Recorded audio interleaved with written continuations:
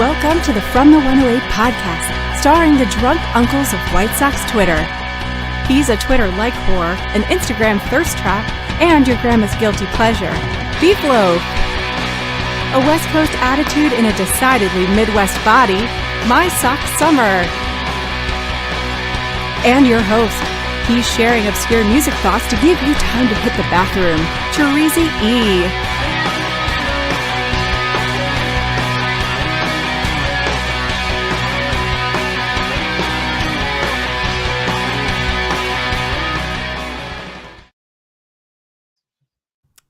Thank you, Quarantzy, and welcome to the From the 108 podcast.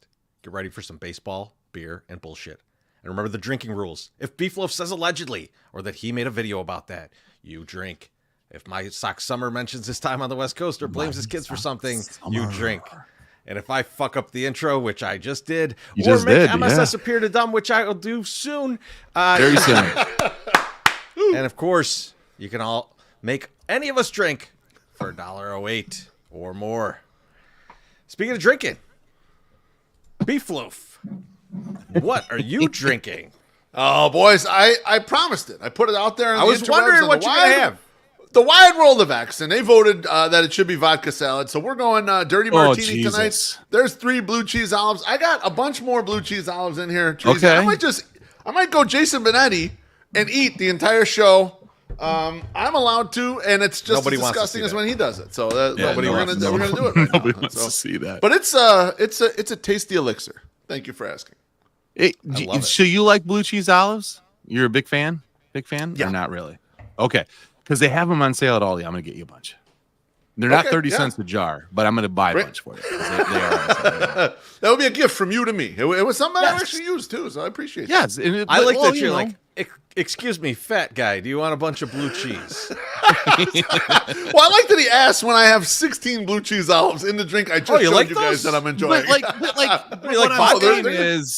What I'm saying is like sometimes, I like certain things. Like I like cherries sometimes in my old fashioned, but he don't need to buy me no cherries. I got plenty of cherries. You know what I mean? Like he's like, I don't need that. Well, you should have. You last for a long time. You shouldn't ask, do you like those? You should have said, do you have a stockpile of those? Because I plan on giving you enough to live through World War III. I don't have the amount that My Sock Summer would feel safe having in his bunker. He needs like a 50,000 of each thing.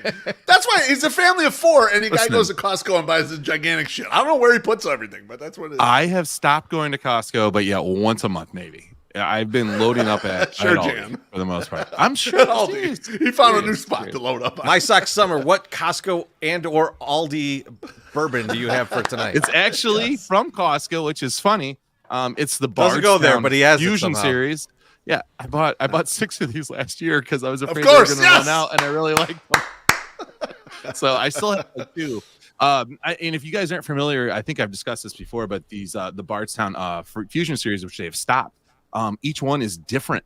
Like they have different ways of or different blends of the whiskeys that they put in here. So this one tonight is a 4 years and a 12-year bourbon, like all mixed together. It's delicious. It's delicious. Chorizy, what are you drinking tonight? Well, before I answer that question, I feel like we've got a drink to have. Oh, we Our sure guy, do. Jerry O'Sullivan says, my guy MSS has been on fire since last week's show, and he's been on fire on Twitter. Keep it up, and let's fucking go. Have a great show. Cheers, boys. Cheers, my friend. Cheers. Thank you, Jerry. Thanks, Bless you, my friend. And if Jerry's wondering what I'm cheersing him with, back to the Maplewood Pulaski Pills. I got a few of those left. And then, I got a few back Victoria to back that up, Yeah, that's always good. You got to come prepared. Oh, we got another drink. Let's go. Aloha, Let's Mr. go. Handy says, all hail MSS. I like the Veruca Salt reference there. It's beautiful. Thank you, Mr. Hand. Appreciate you. That's a horny reference to you. It is. Beef, how you doing tonight? I'm good, boys, but I'm a little sad, and I'll tell you why. I'm sad because football's over. NFL football is completely over. For me, the NFL season ends championship weekend because the Super Bowl is just kind of some bullshit party. It's never kind of the best game. They play it at a weird time. It's in a different location. It's just not real football. It's so sterile to me. Like, yes, it does decide the champion, and it is what it is. And those games are rarely good. But the championship weekend, for me, is kind of the end. I get sad after it's over. Now, I go on Twitter after being sad about it being over, and I got nothing but people complaining about Dan Campbell, his decisions to go for it on 4th down. And these people are all self-proclaimed take the points people, Treasy. Let me ask you a question. Let me ask you a question about the take the points people. When was the last time the take the points people apologized for saying, yeah, we shouldn't have kicked that fucking field goal. We ended up losing because we should have gone for a touchdown in that spot. Do they ever come back and say that? Or do they ever come back and say when the guy went for it on 4th down and got the touchdown, oh, you know what? That was the right call. That won the game. Get the touchdown. That won the game. Exactly. No, they never come back. They only come back after the fact. After the thing didn't work. Then they're like, you know what? This is so stupid. The guy should have obviously taken the points. It's one of the most ridiculous things. Beef, here's the thing on this one. The thing that I watched that game, and I had money on the other side, so I was relieved that they fucked up all that shit. Me too.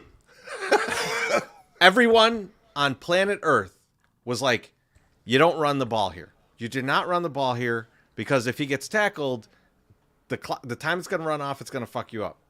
That's exactly when you run. And it's on David Montgomery to get his ass in the end zone. Exactly right. And as a Bears fan, you got to look at that game and be like, Kendall Vildor and fucking David Montgomery, of course they were going to fuck it up. Of course they were going to fuck it up. You shouldn't have had so many Bears. Shouldn't have had so many Bears on your team. The whole Dan Campbell thing, they're like, well, this is his philosophy and the team knows and stuff.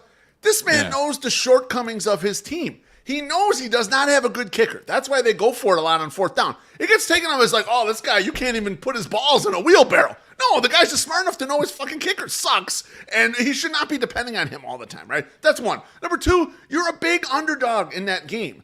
They took a lot of chances in that game all over the place. I mean, the first time they scored was a fucking reverse or end around that the guy took 60 yards or whatever. They were taking a lot of gambles. You know why? The Niners were a lot better than them. Like, I just can't go on Twitter and watch people say all this stuff and think, you don't really understand how this works. When you're the underdog, you take chances because by proxy, you are fucking worse than the other team. And I'm watching it unfold. If Montgomery pounds that ball into the end zone, pounds that ball in the end zone, which is a highly probable scenario in that case, everybody's like, Dan Campbell, genius. It's like, well, that's how they were all year. All year they were like, oh, this. And it's like the result of one play. Like, talk about a small sample size. Like, holy fuck, this worked. It got him to the championship, and then it's like it didn't work out on this one play. And Tony Romo said this wasn't what you're supposed to do. So now the guy's a fucking idiot. Well, and to be honest, the one 4th down. They hit Josh Reynolds right in the hands. And they should have converted that. It's his weak spot, the though. Goddamn ball. It's his weak spot. I mean, like, come on now. Missy said, how much money did you lose? No, we won big on that, actually. We needed Niners, and we won big on that. We had Niners NFC champions. So we got that at the beginning. We needed Niners. So exactly. Yeah, so that was great, a great result for us. But it was just like, well, why are you so mad at this guy? I have the ethos on the Ajou. We're not trying to be right. We're just trying to understand. You guys all don't understand, apparently. Or you're just willing to block understanding out and just scream stuff into the ether. I have no idea. But it was shocking to me. And it brought up, I just decided I was going to make a list of the top 5 decisions that people think they're smart about, but they're actually not. Do you guys want to hear them or no? I want to get to some drinks, and then we'll do that. Let's do it. All right, we got from Sox Life. He says, cheers to the best Sox podcast out there, and thanks again for the sweet freebies in my package. Cheers, Sox Life. That's awesome. Cheers, Sox Life. Bless your heart. Hope you're enjoying that out there in beautiful California. Ooh. We got Spags. He says, salute to you, Tree. Thank you, Spags. Long time, my friend. That's like weird Irish speaking there, I guess. That's Gaelic. That's Gaelic. That's Gaelic. Yes, correct. We got our guy Husky Bardo. He says, cheers, fellas. Cheers, Bardo. Bardo. Hope he's wearing your shirt right now. Switch tanks. I should wear his shirt out to one of these shows later. Woo! Right through the nose. Drew Bogues, he says, it isn't Jerry, Mr. Hand, or Soxville money, but cheers, boys. Hail beef, chorizo, and MSS. That should be a frowny face after MSS. But he says, much respect. Much respect. To me and beef. Cheers. No, mostly to me. Thank you. One more. One more. I got to finish off this beer. There you Oh, go. Manny Mitch. From Manny Mitch. He Long says, time "Sup, guy. bitches? buddy. Drink up. Cheers my coffee. Sign Duvall. Cease 400 innings. $1 dogs back. I'll be happy. I'm easy." Mitch, we were just before we came on, we were talking about how they got to sign Duvall now. Yes, absolutely. Thank you. All right, Beef, give me your list here. All right, boys. Top 5 decisions that people think they're smart, but actually not. Number 1 is standing on 16 in blackjack versus dealer's face card. Angry. Terrible. Just absolutely awful. Number 2, sitting in the back of class. Sitting in the back of class is dumb. That's where you get noticed the most. You got to sit up front. Yeah. You can make an impact on your grade. Trust me. No. You sit in the middle. You sit in the middle. Middle's great. I'm a front sitter, but middle works too. But sitting in the back, very bad. Next up, stuffing as much money into your 401k as humanly possible without an employer match or without it being totally money you won't use. Hey, that's you've been stupid. dealt. It's a mistake. Don't put so much money in the 401k unless you could really afford to put that shit in there. Use that for you for now. Invest in stuff. And I'm not saying like invest in the building next door. Invest in shit that'll make you happy, your life better, your health better, all that shit. Fuck that 401k. That, you know what that is? That's to bail you out of your medical debt when you're close to death. So don't even worry about that. You get that match though, right? You get the match though. You only go up to the match, right? Yeah, if you're getting a you match. want to go up to the match. I mean, you go higher if you want, if you got the expendable cash. But don't just do it because people fucking tell you to do it. That's bullshit. You don't want to do that. Next, waiting 30 minutes after eating to go swimming. No, fuck. Total bullshit. Jump right in. Dive in there with a hot dog in your mouth. Phelps. Who cares? You're not Michael Phelps. What are you doing? What are you doing? And the last thing, liquor before beer in the clear. Not true. Not true at all. I guess you're getting one. What do you mean? Well, no. We're not investing only. Get the fuck out of here. Great investment. Mrs. Beef is going crazy. He's talking about. I was investing in some online slots before this. And he's talking about eating right and just going swimming right away. That to me signals we're buying a lake house. Congratulations, Mrs. Loeb. We are going to be at your lake house this summer. Yay! Fuck you guys. So, Beef, speaking of like feeling smart about yourself, something that I saw today, I saw this article. Nick Morawski retweeted this article, and it was interesting. It was like interesting premise because it was about like having to build a like everybody has to have their own brand, personal brand now and everything, and you have to do you have to build yourself up on social media and stuff. And like I start reading the article because corporate Treasy wants to know about this, right? I want to know like, okay, what are they saying that like a person in like a corporate job has to do here? And there was a little bit of that in the article, a little bit, right? And like I get it, like a 60-year-old accountant does not need to build their brand, and if you're an employer telling your employee to do that, it's fucking ridiculous. Okay, I'll refute that later on. I will refute that because I'm an almost 60-year-old accountant. But we're pretty much all on the same page there. I think Beef has a problem with it, but then it got into some stuff that I did not like.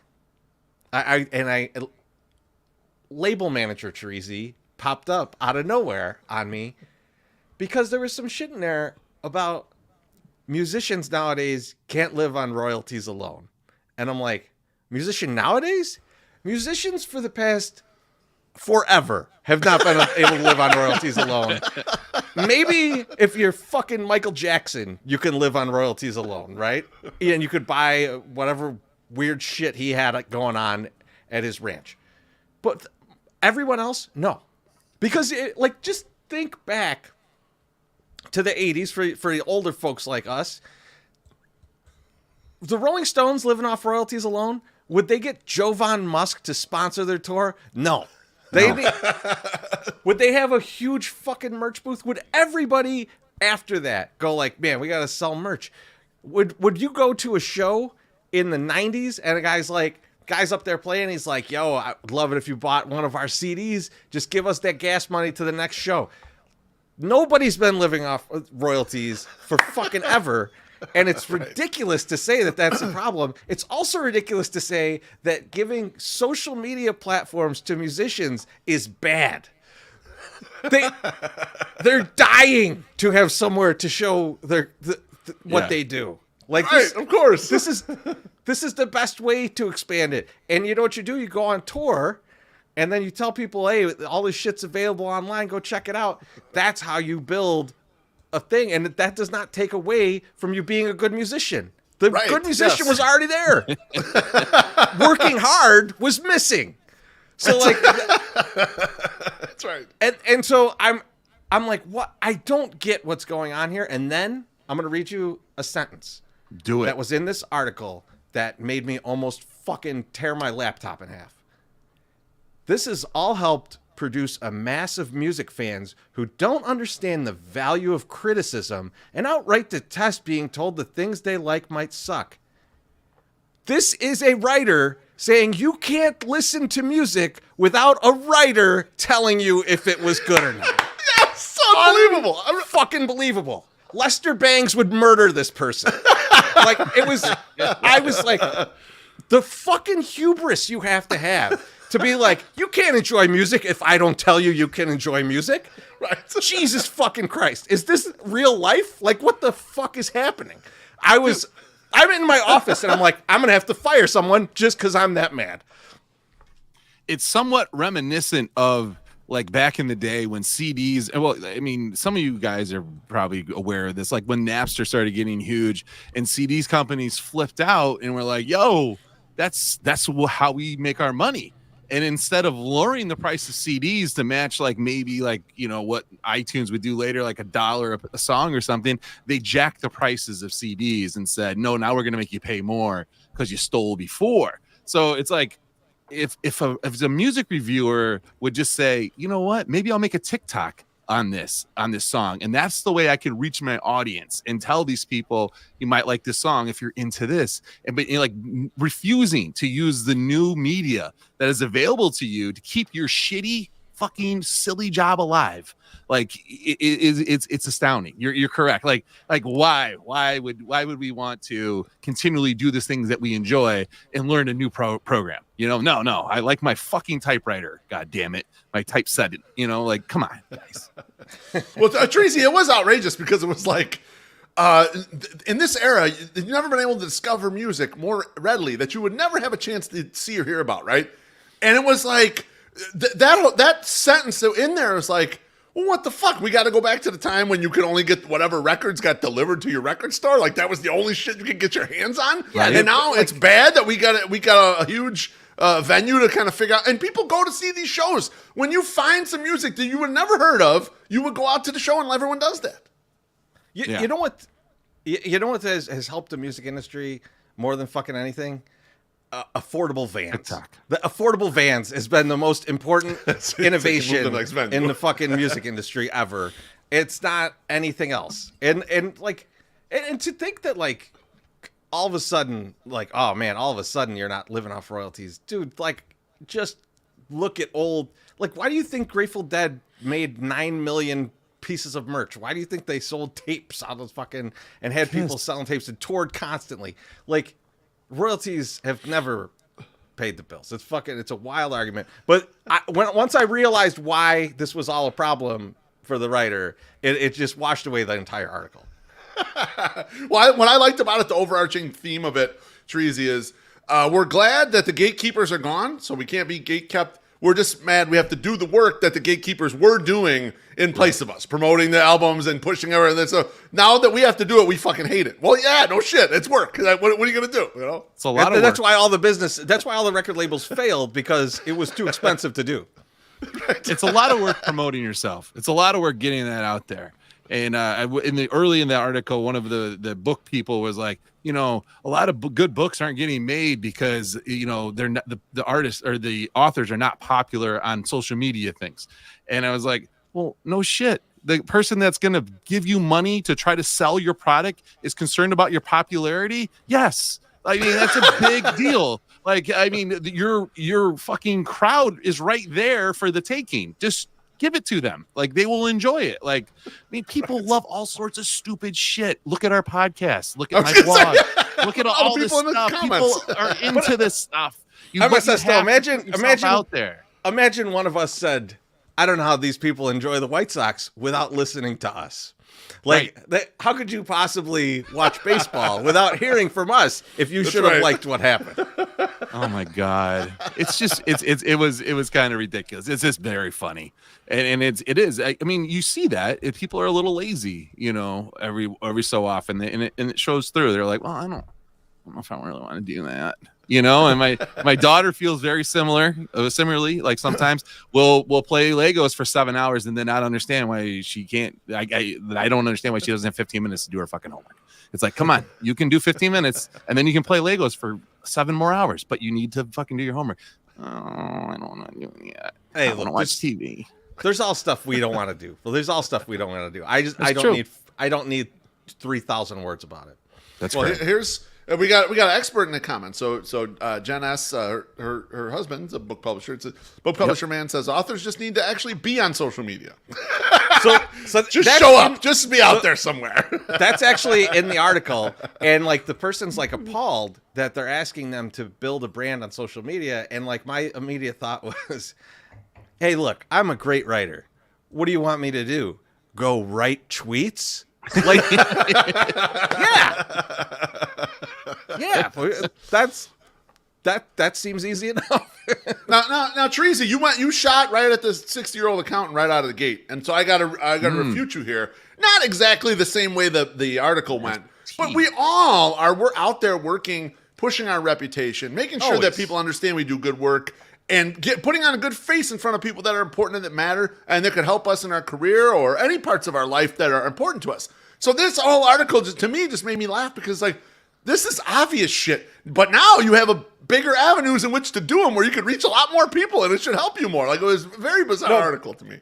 Beef, you bring up a great point, and think about let's think about like let's find the greatest accountant on planet Earth, and they just it's not here. It's not me. They just happen to be in North Dakota in a small firm, and they are by far the best accountant ever. They could get your taxes from you owing $5,000 to you getting $15,000. That's how fucking good they are.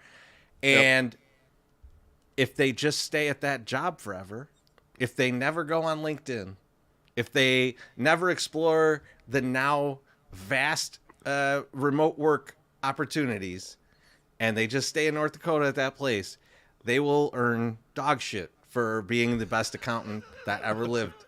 Right. And that's not anybody's fault except for that motherfuckers. True. 100%. Yes. Oakland tagged in the comments says, "Oh shit, what's their number?" If we knew, we'd help. We'd make them a sponsor. We'd make them a sponsor. Beef would outsource his actual job to that guy.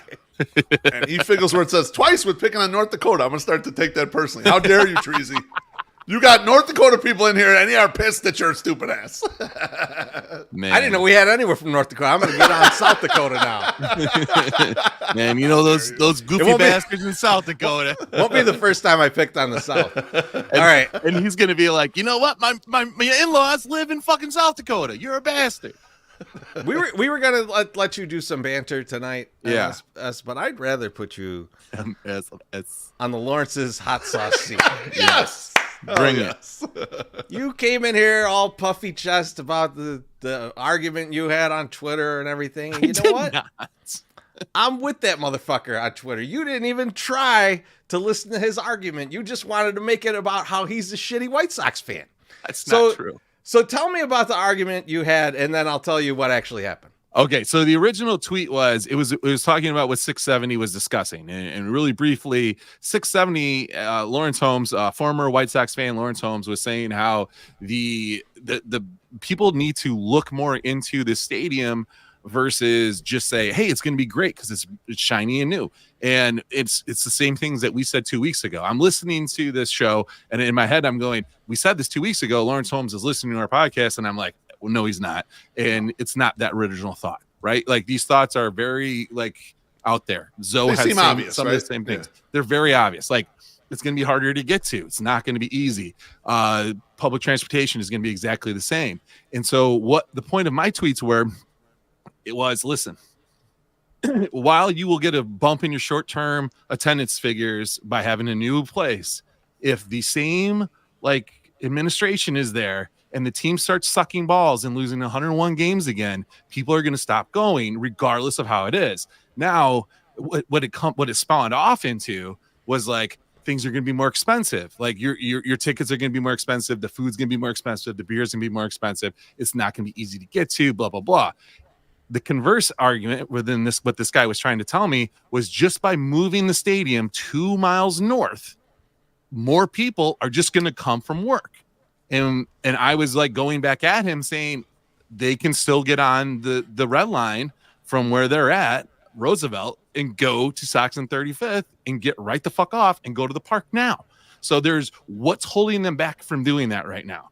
And basically his argument was it's not cool. There's not enough cool stuff around the park to do. There's not this to do. We don't have the new restaurant that's going to be next door. Bro, we're Sox fans. So what he was saying, yeah. So in so many words, was that if you're in town, not as someone who lives here, he was saying people who are in town on business.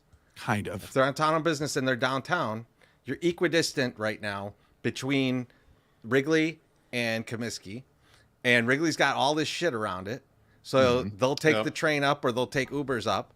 And he's saying if there was something walking distance, so let's say a mile from there with similar shit, why wouldn't someone just walk over, especially in the summer? It's nice out. You walk over and you go check out a game. And you immediately started going at this guy like, how many fucking games do you go to? Where do you live? And it's like, that's not what he's saying. He's not talking about him. He's saying that the city's already divided. The city's already separated. We're trying to go after the people that are coming into town. South. Wrigley South. That's what they want. Exactly. That's what he's saying. And so right. I'm not taking a side of the argument. I'm just saying that's what that guy was arguing for, and you immediately went out of how many games you go to, motherfucker. No, and like that's not. No, here's so the I'm deal. Polite about it though. Here's the deal. Not really, because I saw like 8 F-bombs at this poor dude. No, that guy's just trying to be a nice guy and help you out. That's just how he talks. That was Gene Kelly. And Gene Kelly went right off the fucking handle, and he's been doing that recently because this is a very hot topic for him too, and he's just going nuts. Now that Gene Kelly guy is a lunatic. I should put him in a 108 tourney, but he doesn't follow me, so fuck him. Oh, you probably will now. No, Terezi, you make a good point, sort of. The reason that I want to know where he was is because he has 208 followers or something, and he was acting like followers now. He was acting like he knew what was going on downtown. So when he said, "I am working downtown, I work in the South Loop, and I'm there all the time," I was like, "Okay, good." So then I was like, "How many games do you go to?" Because I was like, okay, here's how I'm in a position. See, but that's not what he was saying. Stop. He was saying his distance from work to the South Loop is very close. So he goes to the South Loop. So he is in the South Loop for work. So He's in the loop for work. Okay, whatever. He said he was right by he was within walking distance of Roosevelt Road. That's what he's saying, from the loop. Right. So so am I at my office. I'm within walking. Right. What I am asking, Treasy, I said, how do you get to work? I said, do you go by train or you go by car? He would not answer that. So then I was like, fuck it. I'm going to go by and just say, hey, how many games do you go to? Because you're down there. Why don't you just swing by? Because it's easy to get to. And he was like, I don't have to tell you. Because he wasn't making that argument. How many games do you go to? This is much closer to the loop. It's walking distance to the loop. Right. And then you said, well, where do you work? And he said, I work in the loop and I walk down to the South Loop all the time. It's walking distance for me. That was what he was saying. Really he was saying that's why he was saying, like, if motherfuckers are down there for work, like out of towners coming in for work, they have got a walking distance stadium, is all he was saying. Okay, but you can still walk to the red line and walk to the Sox Park just as easily. There's really not much difference. You got to take the red line. And what his contention was, because I don't want to go. You think out of town people hear great things about Chicago? No, but like, take the red line south. I agree with you, Treasy. I fucking agree with you. But then also, to the stadium you could see from the office. You know? If you're going to use that excuse, why are you going to walk 20 miles? Why are you going to walk for 20 minutes in Chicago? If you're if you feel unsafe already, you're just going to walk 20 minutes into some weird ass area that you don't really know where you're going. Come on. I don't it's think like a walk that's straight not down Clark gonna be Street. safe. Come on. We all walk. It's like downtown adjacent. I mean, it's not that far. So like, I kind of get the idea. Although the guy was making this point very poorly, in my opinion. That's why I know. I know. That's why I'm just I thought trying it was great. That's why I'm trying to mansplain it to my Sox owner. No, this happens a lot. I'm arguing about something that I'm not necessarily like. We're not on the same page, obviously, right? Yeah. We're not in the same thing. But the whole point is if you're a fan, and this is how I'm looking at it, is from a fan's perspective. You're gonna get more of a fan that is working there and is coming there. You're saying it's somebody totally different. It's an out-of-towner, it's a tourist, it's whatever. You're capturing this market with that. I agree with you that it's gonna work in the initial part. I think after a while, though, when it's shitty and you need to fucking count on your fan base and your people that actually go to games, if they're not going now, they're not going to go in a new shiny MSS, place regardless. You're preaching to the choir. I'm just trying to teach you how to read. So, fuck you. But everyone drink. Everyone drink. The whole point of it, my whole thing is you need to get a better team. And you need to not assume. And what came out of this is people assume that if we get a new stadium, we're getting a new owner. Jerry's just going to sell as soon as this happens. He's just going to die. That's not guaranteed. His son can come in and the stadium. The beauty of the stadium. He'll look upon the stadium and expire. Yeah, they start raking dough big time. Maybe they don't sell. You never know. It's really weird. Now, or they sell to someone we don't want. My last thought on this whole someone thing, worse than Jerry. My last thought on this whole Fisher thing, bought it. God damn it. Oh, sorry, go ahead. My last thought on this, though. I'm having a discussion, and this is the second discussion in 2 weeks where I've ruffled a lot of feathers. And Loaf said it to me, and I tweeted it again today. You're learning that people don't like to be questioned on something that they just feel is true. And so when you throw something in there in a mix like that, it really fucks with their head and they get a little violent, which is why Mr. 268 follower dude who allegedly works. And this is another thing, Treasy. You're on the internet. You can fucking lie. He could have told me I go to 30 games a year. And I would have been like, great. Then you're using it. You're going to make this work. But he's refusing to answer it. This fuels me even more. So it was it just got me. But so he tells me this and I'm like, if you can't take a discussion that I'm having and you have to block me. We've never had any other interactions. You don't follow me. You have no idea who I am. You jumped into my pool and started telling me how it wasn't clean and you need to do this and it's not good. This isn't good. You need to get a better pool. You know what? Those towels you have, those things suck ass too. Oh, I understand history, but fuck you. It's to me, it's I'm going to come right back at your bitch ass. And then when you block me like a fucking bitch, a weak bitch, it's I don't even understand the world that we're living in. I don't get it. I'm confused by it. Who cares? Exactly. I'm done. I'm out. I just had to write down. I had to write down a timestamp because I want to capture you saying "weak bitch," so I got to go get that after the show. That was pretty good. We got a couple drinks to get to. Let's do that. Nathan says, "I'm with you, MSS. Thank you. You need a fan base that goes to 10 to 30 games a year because of a better team. One game here or there by visitors ain't gonna do it." That's true. 100% true. Thank you, Nathan. And it's wrong to think that that's what's going to capture things. It's not gonna. John, she says, "Take a drink. We've all been murdered at Sox games multiple times, only by Jerry's prices." Thank you, John. Some guy today in the midst of all these tweets goes, I was felt very unsafe taking my family and daughters to the game. Oh, bullshit. And he said, and he pointed out the shooting and he pointed out, the melees of people fighting at Cub Sox because they've been drinking for 8 hours. Sorry, sir, that happens everywhere, not just Sox Park. But then he posted and he said, and the drive-by where people got hit, they hit by the thing. And I wanted to respond to it so bad and go, the dude that got hit by the car went to 7 games after he got hit by the car. So you shouldn't be afraid of anything whatsoever. The guy that got hit was like, you know what? Fuck it. Probably won't happen again. I'm going back to the game. I'm healthy enough. I just thought that was great. MSS. Yes. Pay some bills? I'm going to pay some bills. All right, you ready for this? It's a live one, so get ready. Hey, it's Super Trays for the Super Bowl. I can say that because I didn't write it. Now, our friends Lawrence's, all 4 locations on 210 and 211 are doing Super Trays for only $80. Now, you can get a big discount on big portions of their famous large shrimp, wing zings, or frog legs. The food will be served in an aluminum tray with a plastic tong for serving and 1 bottle of their delicious hot sauce. Each tray contains 5 full orders of the item and comes with 1 bottle of hot sauce. Now, how many is 5 hours? It's 5 pounds, folks. And if you think 5 pounds of shrimp is not enough to feed your party, think again. It is delicious.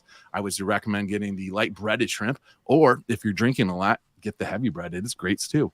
Now, the regular price of that is $100, but for the Super Bowl, the Super Tray is only $80. So it's an $80 a tray. You cannot substitute anything, and you cannot mix or match. You can only do 5 pounds of one of them. Now, it's available February 10th through the 11th in store, or ordering directly from them at chicagoshrimp.com. It is not available through third-party delivery because they screw everybody. All right, so there you go, folks. If you need to get your order in before the big game, the Super Bowl, get a Super Tray from our friends Lawrence's. And that's it. That's a great deal. Ooh. Like, It's a good drill. Oh, 5 pounds of absolutely. shrimp. 5 pounds of shrimp for $80. Man, that is... Dude, that's It's gorgeous. And that's a lot of shrimp, man. It's a lot of shrimp. Now, you tell them. You're You're a big lightly breaded guy, huh? Am I saying? I am. I like the I original am. breading. The original breading is I'm a big light the bread guy. milkshake that brings the boys to the yard. I'm sorry. It just I is. mean, That's the differentiator, some my people personal like it. opinion. You know, I love the regular breading. I do like the and it's not available in this, but the coconut shrimp. That coconut shrimp has a very nice heavy breading on it, and I love that. That's delicious. It's also sweet as fuck. So if you like that, and then you put that little Thai chili sauce on there, dog, so good. it is good. So yeah, fun. Lawrence's fact before we get the Bologna's comment. There is Frog Leg Day is only celebrated every 4 years on a leap year, and this year is a leap year, so they're going to have Frog Leg Day this year. So I'm just giving you a heads up. At the end of this month, in 28 days, folks, they're going to have Frog Leg Day. So get ready to celebrate. You can only do it every 4 years. It's like Haley's Comet. So I think that's every 7. But hey, you got to fucking Every you gotta 7? come through and do that. I don't know, 8. I'm not sure. 75 or something? Not really I feel like it's sure. a little more rare. I don't know. I feel like it's Just a not little more sure. rare. He's just What riffing. happens every Just, I 7 want you to make days? it Who up. knows? I want you to say Peter's name. You read this 4 one. years. Baloney says, counterpoint, there has been a shooting at Sox Park at every game my son has been to. 1, his street credit daycare is through the roof. That's true. Well, I mean, guess congrats. I don't know. somebody I don't know how got to treat that shot. one, I don't know if we know it's a shooting, but somebody got shot. That's true. I feel like you called him Bologna when it first came up. I feel like that happened. I sure did. Thanks for reminding everybody that I There did he that. is. Southside Bumfo, he says, cheers to MSS and his soda sopa voice. Ooh, all right. I tried. We got one more. Got one more. Cooking at Lawrence's this week, so I wanted to make sure that Julie's I did. coming through. She says, cheers to weak bitches and shrimp. Well done, MSS. Thank Cheers. you, Julie. All right, I want to do a little White Sox talk with you, a little recap, if we may, of White Sox prom. We were there. I was suited up, baby. I promised. Yes, you I promised were. a few people within the org that I would wear a suit. I mostly wore a suit. I did. I had to rep 108, so I had on my Slayer shirt 108, and then I had the suit on. But you know what? I looked better than every motherfucker in there. I just wanted to mention that before we get into it. So we're gonna go through this. Good, the bad, and the interesting. I'm going to start with the good. Beefloaf, give me something that was good about White Sox prom. I mean, absolutely something that was good was seeing White Sox fans and being back together with White Sox fans again. Just like walking through getting in line to get frisked to make sure no one gets shot at this event. You saw like a million people that you noticed. And I saw my guy Tony who hangs out at Turtles, and I always see him coming up through the craft cave, and I'm talking to him or whatever. And then I see Sam Reeves, and you're just running into everyone that like you run into at the ballpark that you don't always see in your off season life. And so that sort of thing that's the reason why we go. That's the reason why we go to games anyway, is to kind of mingle with the crowd. Another thing that was kind of cool, and this is really MSS's baby right here, is we took a little picture with our man, the Stone Pony, Steve Stone. And there's Treasy in his suit. If you're watching on the YouTube feed, you can see he's got the Slayer underneath. Beautiful suit coat. And there's the three of us looking happy. This is early in the night. Beef. And Stoney's looking happy as fuck. We got to talk about that. We got to talk about that for just They hadn't run out of beer yet. Because no, we'll get to that. We'll get to that. That's why we were happy. We'll get to that another bad. We're like, yes. You and I are Mexican. Yes, sir. Steve Stone's darker than both of us. Oh, there's no question. Right now he is. Right now. Yeah. I think during the summer we get darker than him, but we probably right do. But oh my God, it's just like buttery soft leather, that skin. It's like we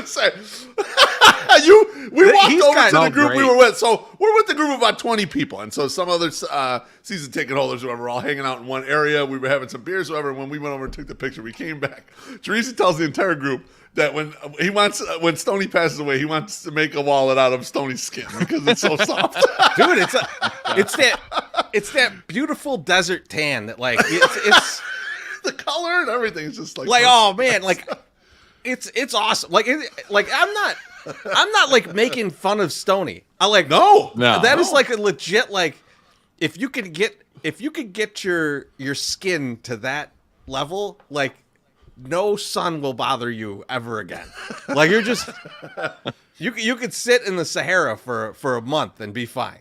Stoney, very friendly, nice firm handshake. He was really but nice. But he doesn't break your hand. He just gives you a good firm one, and that's it. So it was so cool. soft. He was really nice. I did enjoy the ride. Yeah, absolutely. We got another drink, guys. It's from Dale. He says, "I'm auctioneering on Frog Leg Day, but I'll try." Dale, man. Yes. Hope to see you there. I mean, Did we miss one? Did we miss one? Did we? No. I think we might have. Did I? No, we didn't. No, we didn't. Okay. No, You got them all. You're right. You're right. Well, someone else give us one. All right. MSS. What was good?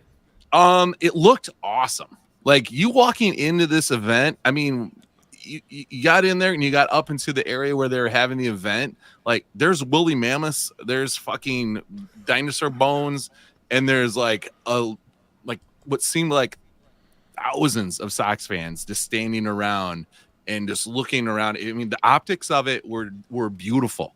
I mean, to me, it was like a nice, hey, we care about you so much that we rented out this motherfucker and we're making you the star of the field right now. So, and that was, I mean, I think it played well to like the base of season ticket holders and like saying, look at, you're amongst all these dinosaurs. Like when we signed the last big contract, here they are, like check out the woolly mammoths and all that stuff. So that was the first thing that I thought of immediately upon it being. When you say it seemed like thousands, what would you guys estimate?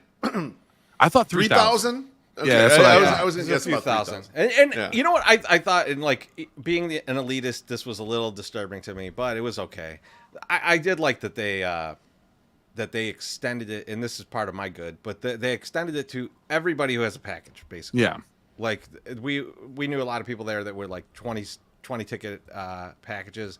And that's awesome. That like these people have committed to you, and like you giving them that. I thought that was cool because I think when it first was announced, a lot of people thought it's only full season ticket, and this is kind of bullshit because that's a very small group of people compared to like your entire fan base. But I was pretty good with what they did.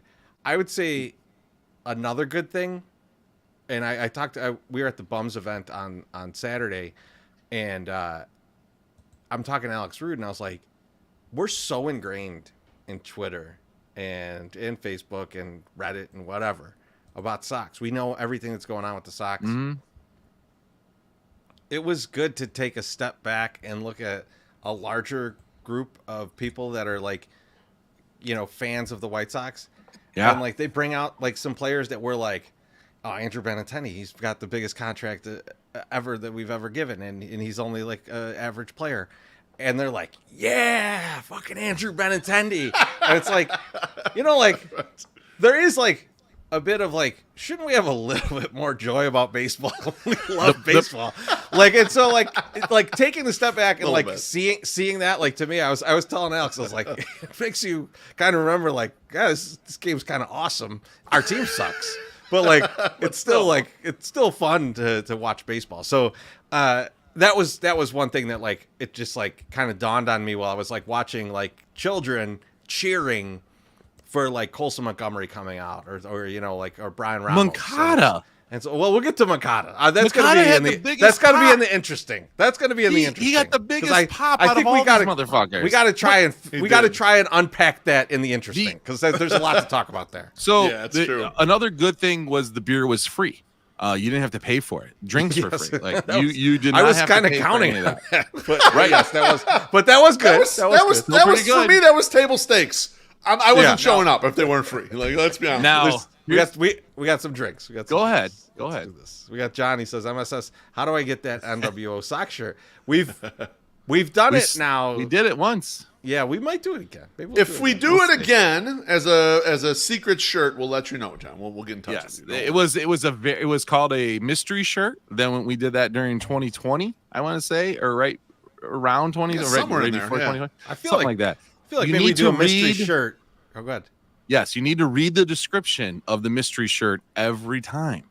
Okay, that is what will get you the clues, and you can Scooby-Doo it, and you'll figure out what the shirt is. I think it's been 3 years or 4 years. I can give away the secret.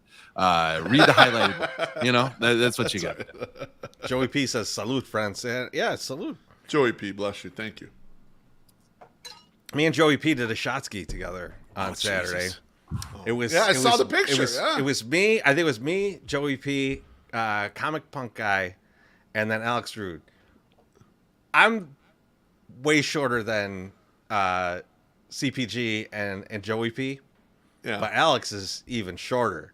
So, man, like, I was on my tippy toes to do this. I was like, man, this thing's gonna get poured on his head, like, because you're just pulling it all together. But everybody came out unscathed. It worked out. He was not enough Red Bull. He had the wings. He was like up. One from Chuck. He says, it was a nice event, but I was not standing in line to meet Gavin Sheets. That is fair, Chuck. That is fair. That seems like it belongs under the interesting part too. Yes. Well, that is going to come up under the interesting. But before we get to the interesting, let's do a personal reason why it was good. Oh, I have one personal reason, and for the brand, it's the best networking fucking event that I go to every year. I love going to that and Media Day. I talk to so many people in the front office, and it makes me feel so good. And then to have you guys there and be able to introduce you and show you off to these guys. It's the funnest thing. I love it because usually it's just me, and it's like, hey, here's the two guys that are the smart ones. Here, you talk to these guys too. You know, this is fun. True, so yes. It was good. It was good. It was fun to do that, and it's also fun. I like it because you guys never go to Sox Fest, and they haven't had it, but you wouldn't usually go. But it's good for you to be around other people that aren't just the people that come to 108. But there are season ticket holders that are aware of us, so you can get some of the roses, and then for the front office to give you the roses too, which is it's really fun. Like, I like that personally. You mentioned Sox Fest. Sox Fest being announced was very cool too. And that's another thing where it's like we realize we're on social media too much. A lot of people did not know that. No, and we're very excited to hear that. Yeah, that's true. Yeah. Like, there was definitely people like, oh yes. Which I was like, we all heard about this 15 hours ago. What are you talking about? But when Guffey was tweeting it, I sent a message to Brooks, and I won't tell you what I said, but he goes, why? What's going on out there? And I go, oh, Guff's telling everybody you got Sox Fest coming back, and he's dropping it all over the place. And he goes, yeah, don't confirm that. Don't confirm that. And I was like, okay. And then he said, then a half hour later, they announced it. They were going to wait till the event to announce it. They were going to announce it to all the season ticket holders first, which they should have. #elite. But they didn't, because Guff somehow scooped it. So who knows? It was interesting. Yeah, all right. I mean, conversely, MSS for the brand, what was cool is all the people 108 and knowing us, and even people that we're not real friendly with or don't know very well. One guy, he hey, Beef, got to represent the brand. He lifted up his sweatshirt, and underneath he had the #108 shirt on. Nice. And he was like, he was like, give me the thumbs up or whatever. So there was a good amount of people. Yeah, there was a good amount of people there that were like, we don't hang out with all the time, but they're 108 supporters, and so that was cool to see just out of the Sox fan group in general, the couple thousand people there. That was nice for us, you know. Yeah, that was good. I enjoyed it overall. There were some bad things. We're gonna get to those. I'll start because I think it's the first on everybody's mind. So I'll give my experience because this was awkward. I walk in. First place I'm going is the bar, right? Like I need to get a drink. Walk over there. I see they got Modelo. Now I got there right at 6, right? Like, so this is like 6:10 maybe for getting through the door and then getting over to the bar and getting through the line for the bar. And I'm like, oh, Modelo. I'll have a Modelo. The guy looks in the cooler and he's like, the only one I got is the one up here. And I was like, well, that's obviously warm. So give me a Miller Lite. So I'm standing there with a Miller Lite 20 minutes later, right? Someone walks up to me and they're like, did you get the last one? And I was like, ha. I was like, they actually did run out of Modelo. And then they're like, no, they ran out of Miller Lite too. And I was like, how is this possible? But it happened. Yeah, Everyone's out of beer. Then we're like, they're like, oh, there's some more coming. There's some more coming. You see some Miller cans floating. Beef goes out, gets me and him each a 16-ounce Miller, not cold. No. And then it went to Bud and Bud Light. Yeah. And then that ran out.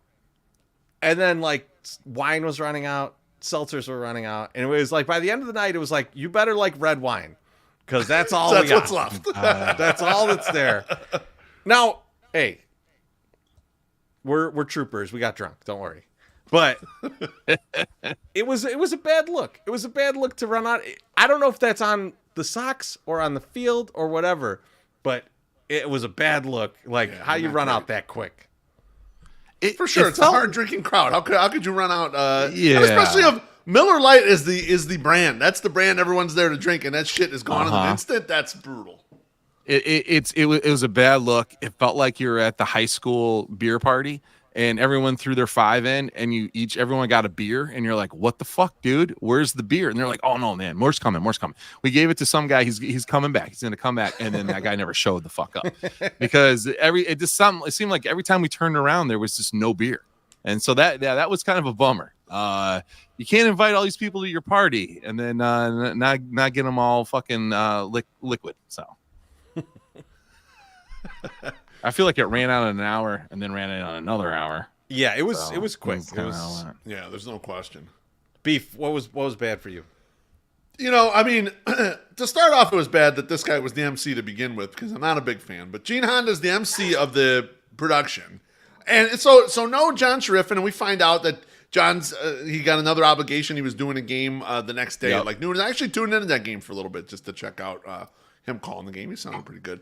Did you say, hey, I'm the new the new voice of the White Sox? Did you say that? No Len Casper, no Darren Jackson. They have no one that's on hand. Obviously, Stoney was there, but he was just chilling. So they'll have Gene Honda MC, and that's fine. Gene Honda has a good voice. But what to me was bad was he's interviewing players, and a couple of them are new players, but he's asking them questions like they've been there for 10 years. And like Mike Soroka's like, I don't know. I just signed here like 2 months ago. Like I just got traded here. Like he was kind of like day in Chicago. He was like, I don't know that guy that well. It's like, you know, it was a weird thing where it's like Gene Honda was just leaning on old shtick, and it's like, this guy's brand fucking new. You can't ask him this. And I know most people weren't paying attention because they didn't know who those guys were, so they weren't really that happy about them there. But we were trying to listen to it, and we're like, man, this interview is brutal because Gene Honda's asking weird questions to these guys. You know, like, so that was a bad part to me. Like, all the Gene Honda interviews kind of stunk, in my personal opinion. You just don't like Gene Honda. The interviews in general were bad. Like they weren't good. The Pedro interview was terrible. I don't know if that was what you were going to get to, MSS. No, but the worst part about Sox Fest is the interviews, and those stupid panels. When they put these people up for these panels, they're just horrible. If there's no questions or like nothing, like no oddball things out there, you're just getting canned bullshit. That's going to be like, so what's the favorite thing you like to watch on television when you're not doing baseball stuff? You know, like that kind of bullshit. And I'm like, I don't I don't care. I really don't care. Canned bullshit would have been better. Like it was just like Yes. Yeah, it wouldn't have been as awkward, I mean, like the Pedro thing was crazy because it was like Gene Honda's lobbing him softballs. Like the first question is basically like, what have you been doing in the off season?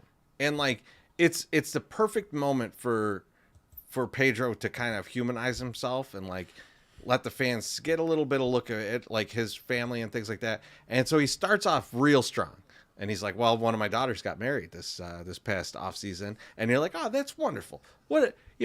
I forget that these people have families. And then he's like, and then she wanted to get married again in the church. And then that's 105 people. And now, like, what do we got going on here? We got 2 weddings for one person. I can't even think. I told my other daughter, you can't get married for a while. It's like, now you sound like an asshole. You went from being like father of the bride to I'm kind of a cheapskate. Well, and Chuck is right in the comments. He said, let's hear about how no one paid attention to Pedro. That's true, because when the Pedro interview started, you could hear conversations in the crowd. People were just kind of like, well, whatever. We don't care, Because he did that first piece with his daughter, and then he just starts talking about baseball. And you start to realize that Pedro knows 8 words.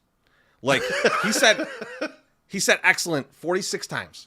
Like it was unbelievable. I was like, you can't say excellent this many times when you just lost 100 games. Like you just 101 games. Sorry. 101. No cheating.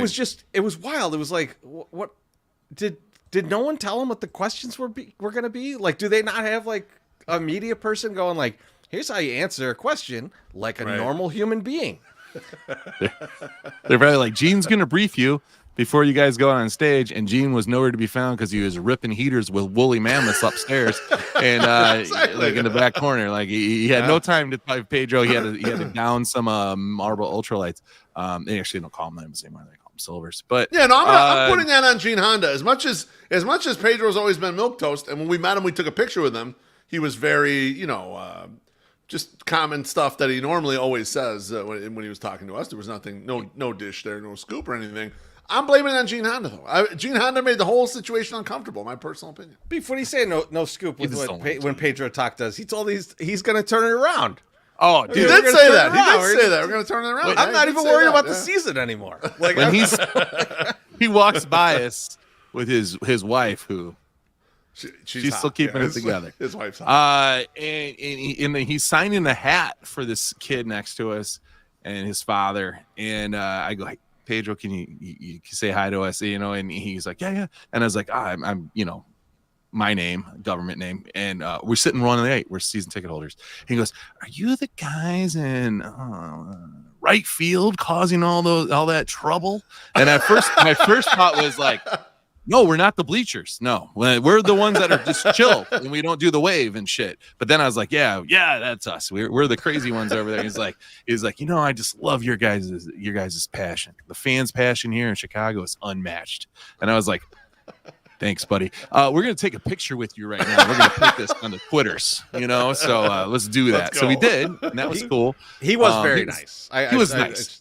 And he just seems like he's a little bit overmatched. I mean, when everybody in the city hates you, it's hard. It's hard to deal with that. So I hope that they have a little bit of success. So then he's not like as shell shocked. I don't totally blame Pedro for this. I don't totally blame Pedro not for his this. fault. It feels like Tim Floyd. Like if you are going to be a manager in the major leagues, like if someone hires you and you're like a brand new manager, just like they do for players, you got to have someone coach this person up, man. You can't have them like deer in the headlights out there. Yep. And like it's PR obvious training, it's obvious that they're not doing that. And like that's the thing. That's beef. That's that's why when it's more fun when they interview like newly drafted players or college players than when they interview the major league players after a game or something, because you ask a question like what kind of pitcher are you, and you get right-handed. Like that's the good stuff. When they're uncoached, you get all the things that just shoot right off them. Once they're coached up, they know how to get in and out of answers and bullshit their way through it. Now we say bullshit, but like most of you don't know when they're bullshitting, or you eat up their fucking bullshit when they do it, when they're well trained at this stuff. But Pedro isn't as well trained, so that's why you're like, Pedro's full of shit. Because he doesn't know how to hide the full of shitness that all the rest of them are doing anyway. Like, that's what it is. He needs a little help with that, I think. Yeah. Dale says, and cheers, Dale. Thank you, Dale. He says, maybe Pedro's a big Bill and Ted's fan. Excellent. Dale, I will tell you, he did air guitar every time he sang it. So, like, it's. I think you might be onto something. Maybe I just missed that. Chorizo, I was this isn't something that actually I don't think even really impacted, but I saw it as a bad thing. When we were walking in, and actually before I even got there, I got a message from another collector, and he's like, dude, don't even bring your bag. They're not letting people in with bags. And so what I had done was pop the heads off a bunch of bobbleheads, because I knew Mikado was going to be there, and I knew Benintendi was going to be there because I have Instagram. And so I was like, hey, I'm looking, I'm going to get these guys to sign these bobbleheads. And I get the message, and then they're like, don't even bring it. They're not letting it in. I was like, all right, cool. So I just leave it at home. But the guys that I know that are big time graphers, like Bill DeManis, who was like third place in the hot digging Candace, like he goes, you see this shit? They're not even letting people in with their stuff. I just let me in with my folder. And then he sends me a DM later and goes, here's the 87 cars that got autographed by these dudes. So, like, I mean, if you were a hardcore grapher, it ended up being an okay thing and an okay, like, event thing. But originally, I was like, there are far too many people here to, like, you know. Bro, Bill is a event. professional, man. But Brian Ramos had more security than the president. He fucking snuck in there and got Brian Ramos like that and popped back out. Yeah. He was like the only one to get the autograph before they're like, oh, you got to get out of here. You know? Plus, Bill had a bum paw. His leg was fucked up, and like he couldn't even walk that fast. Like, and he's still maneuvering in there and like boom, boom, boom, boom. You know, he was racking, man. MSS normally, I would give you a ton of shit for this. Normally, okay, I would. But you are as the White Sox. You don't have Sox Fest. You haven't made players available. You haven't made coaches available to people. You're doing this as a special thing for the season ticket holders, right? And you're trying to get more season ticket holders. You're trying to maintain the ones that you even have. Let them do whatever the fuck they want, man. Let them have those autographs. Because I honestly, like a guy like me, a guy like Beef, we're at that event. I don't give a fuck what's happening with that. Yeah. No, if the line is 2 minutes longer because you're in there getting an autograph on 16 bobbleheads, it doesn't affect my night any bit. I'm here talking with all my friends that are Sox fans, drinking wine that they found in the basement. I'm having a good time. That's how we do. Wine from the some like old Ice Age period that they found in an exhibit. It's just like, let's tap it. I wish. Hurry up! Get another batch in the bathtub. We got a lot of people here. It wasn't Sox Fest, and I want to like make sure that everyone knows that this was not Sox Fest. It wasn't even like the last Sox Prom. The last Sox Prom, they're like by the end of that night, Jose Abreu is in a corner and no one's even talking to him because they'd gotten all the autographs they needed and they just hadn't picked up Jose. And Makata's in the other corner and no one's talking to him either, and he's just slamming sangria. Like, it wasn't like that. You know, that was like probably people were still looking for Nick Madrigal, but they couldn't see him over the table. They couldn't find him. That's correct. Yeah. Too little. But yeah, no. So it just wasn't the same vibe as the last one. I know why they did it. In the reasons that you said, you know, like you need to honor all your season ticket holders with something, and they did it. And so it's good. I think though you give the season ticket holders that little bit extra. But let's talk about some of the things that were interesting. And you, MSS, you alluded to it earlier. Moncada's line to meet him was insane. It was it was John Holmes-esque. It was long dong silver. Eric Crochet would be embarrassed. But we were walking over there because we were going to go see Sue, because you're at the Field Museum. You're going to go see Sue. You got to go see Sue.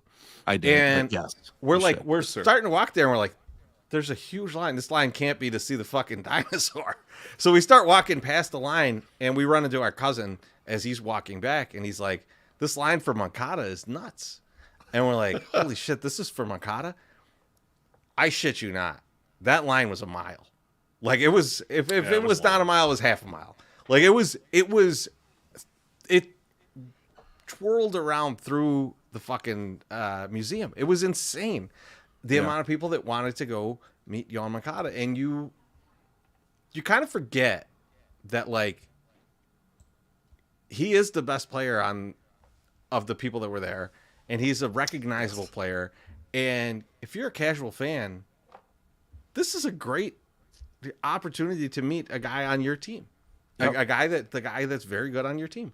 And it's like, that was, to me, it was like, I think we all talk about this team all the time, and we have very specific issues with Moncada's play and with Moncada's ability to stay on the field and how they play him and how they use him when he's hurt.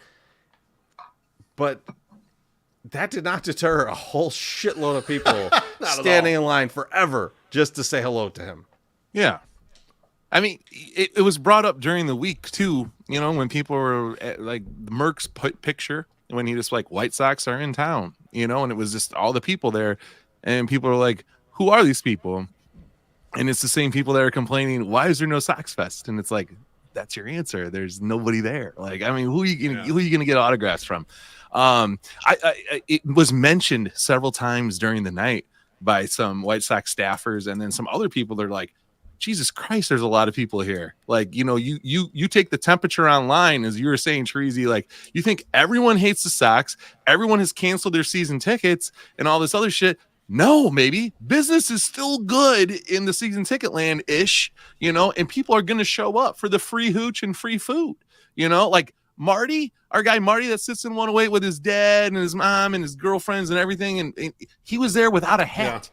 The man was dressed up. He was like, he was in his Sunday best out there, you know, to meet some players and talk to some people and drink some free hooch. So it's the silent majority. I don't know if I want to say silent majority, but the people that are talking loud aren't necessarily the ones that are like the biggest. There was just a lot of people there for the ire that this team has drawn out of people in the last like 3 years, you know? So it was interesting to see that many people there, like, that all showed up.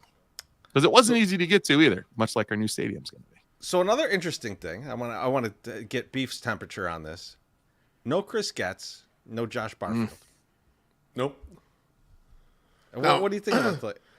Now, we had heard whispers or whatever. Chris Getz was getting his number retired at his high school. So yes. Whatever, he has a personal ceremony, whatever.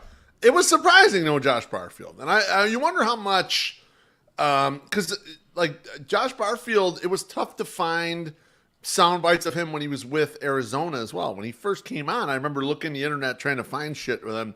Maybe he's a guy who just like, he communicates fine, but maybe he just doesn't want to talk to the public. He wants to be doing work, and he doesn't want to be doing that stuff. I don't know. I did find that bizarre, Treasy, that he wasn't there. That they didn't put at least one of those faces on. There was just no one associated to player personnel anywhere to be found. Like, so I wonder, they was completely devoid of that, and it was just like people. You know, like, hey, you're doing the season ticket holder event, and I'm not trying to be cynical, but like, hey, some of these guys got to face the music. Like, somebody's got to be out here, and someone's got to say, like, someone should be there just for a motherfucker to go, are you gonna do something in right field? And like, I'm not asking for these guys to be berated or anything. Yeah, but, like, I think it's totally fair for, you know, like a fan or a kid that's there to say, you know, like, we got some more stuff coming. Like, is this it? Yeah. I point at Kevin Sheets and say, that's not my opening day right fielder, right? Like, I mean, they cheered for him. They cheered for him like it was approved. Like they were fine with it, right? I mean, he had the second biggest cheer, right? Well, they thought, oh, there it is. Second biggest pop. Beef, they were under the impression that Andrew Vaughn had been traded and that he was going to play first base. Well, you know, another interesting thing as you're mentioning Andy Vaughn, seeing the prospects up close, Colson Montgomery, and we didn't get in line or whatever, but we walked past them. Whatever. Colson Montgomery, Brian Ramos, they're the size that they say they are on the internet. Colson Montgomery's a big guy. Brian Ramos is a big guy too. fills out probably his 6'1", 6'2", and Colson's got to be 6'3", 6'4". They're not like Andy Vaughn where they're selling a 6 foot and the guy's 5'8". No. There's none of that with the guys that we saw that were prospects. They are legit sizes. So we already knew, and we'll repeat this, that Yohan Moncada is beautiful. Yes. So like, I get why there was a line, but Brian Ramos, Beef.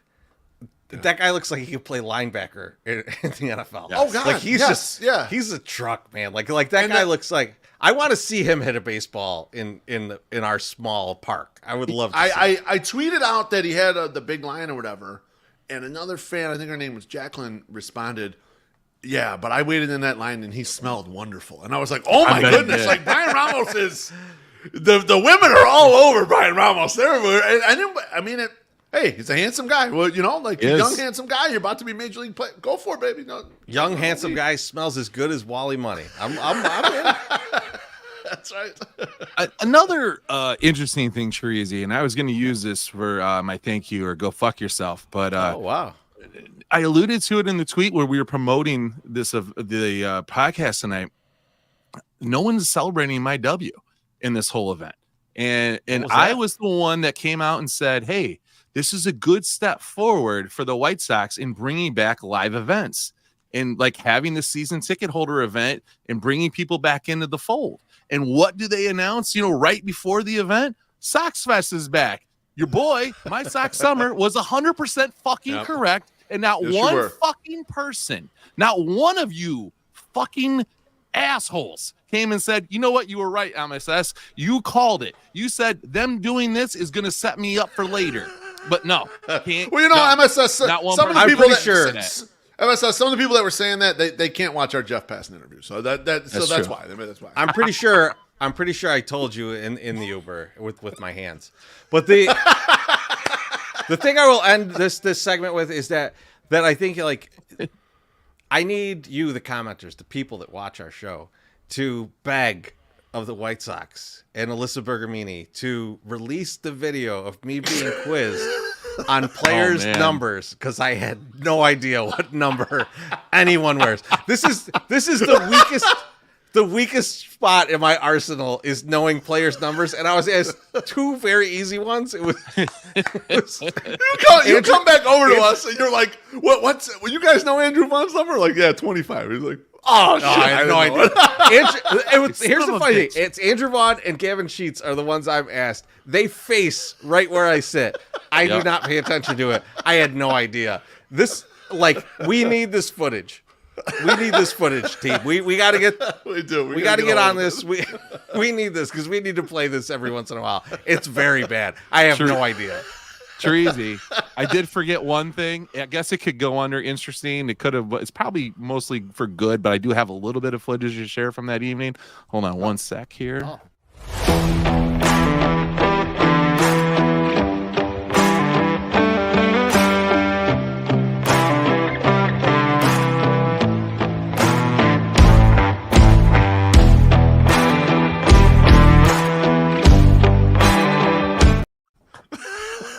Brooks Boyer is a Van Buren boy, confirmed. His idea was he holds up the 1, I hold up the 1, the 0, and he would do the 8. It didn't work very well. But when we were getting off of the stage where the camera was, one of the Sox front office people comes over to me and says, "People are going to start talking about you two, right?" And I was like, "Yes, that's fine. Please talk away. The internet's already a buzz." So Two big white dorks. So, Beef, we're going to get to dudes. You've got a prospect thing for us, but we should probably quickly talk about the Orioles trade that happened today. Yes, you want to get into that? Yeah, so absolutely. So right before we were getting ready to go on, my guy Jeff Passan and also Ken Rosenthal, they blew up the internet that the Orioles were close to trading for Milwaukee Brewers pitcher Corbin Burns, and then Jeff Passan does happen to break the trade a little bit before we went on the air tonight. He said that Baltimore receives Corbin Burns. The Milwaukee Brewers receive infielder Joey Ortiz, left-handed pitcher DL Hall, and the 34th pick in the 2024 draft. Before I ask you guys' opinion on the trade and how this may affect the Cease market, just for the record, the 34th pick is a competitive balance pick those are allowed to be traded, and they're the only ones that are allowed to be traded. So you always hear like, no, you can't trade picks in baseball. That's not 100% true. It's only this special subset of picks, and pick number 34 it is in fact one of those picks that you can trade. So, Teresi, I'd like to start with you. What do you think about the trade for one, and then what do you think it does to the White Sox market in trying to trade Dylan Cease? Yeah, so I think it definitely hurts the opportunity to trade Dylan Cease, right? This takes the Orioles can say, hey, we're out on this. Other teams can say, hey, you're only dealing with me now. It's bad for the White Sox in terms of trading Dylan Cease. For the Orioles, I think this is great. This is a fantastic move for them. For the Brewers, really good, because Corbin Burns did not want to be there after last year and dragging him through that awful arbitration where they acted like he was such a shitty pitcher and he cost them all these games. Like, this was bound to happen. And so now that it has, it's kind of just filled in the blank for a lot of people who are like watching the Corbin Burns market going like, why isn't this guy been traded? Like, if you think the Dylan Cease market was like, why isn't this guy been traded? The Corbin Burns one was more puzzling. Like, what? Like, it was like, kind of like, what are they doing with this guy? Because he just has the 1 year control left, correct? And he has just no interest in being there. He just he has had it with the organization. So it makes a lot of sense that he's moved.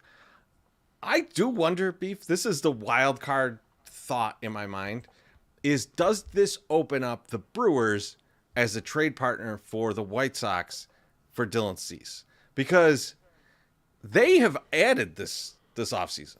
They're not tearing down. There was a lot of thought that they might tear down. When we talked about all of our offseason trades, Willie Adames was a guy that I was like, oh, you should probably look at this guy because they might be cutting payroll. Obviously, I did the big ridiculous trade for Christian Yelich because he's a high salary guy too. It could be, though, if they are trying to compete and now they unloaded Burns because they had no chance of re-signing him, and he did not want to be there. Right. You get what you can for that guy, which was pretty good haul.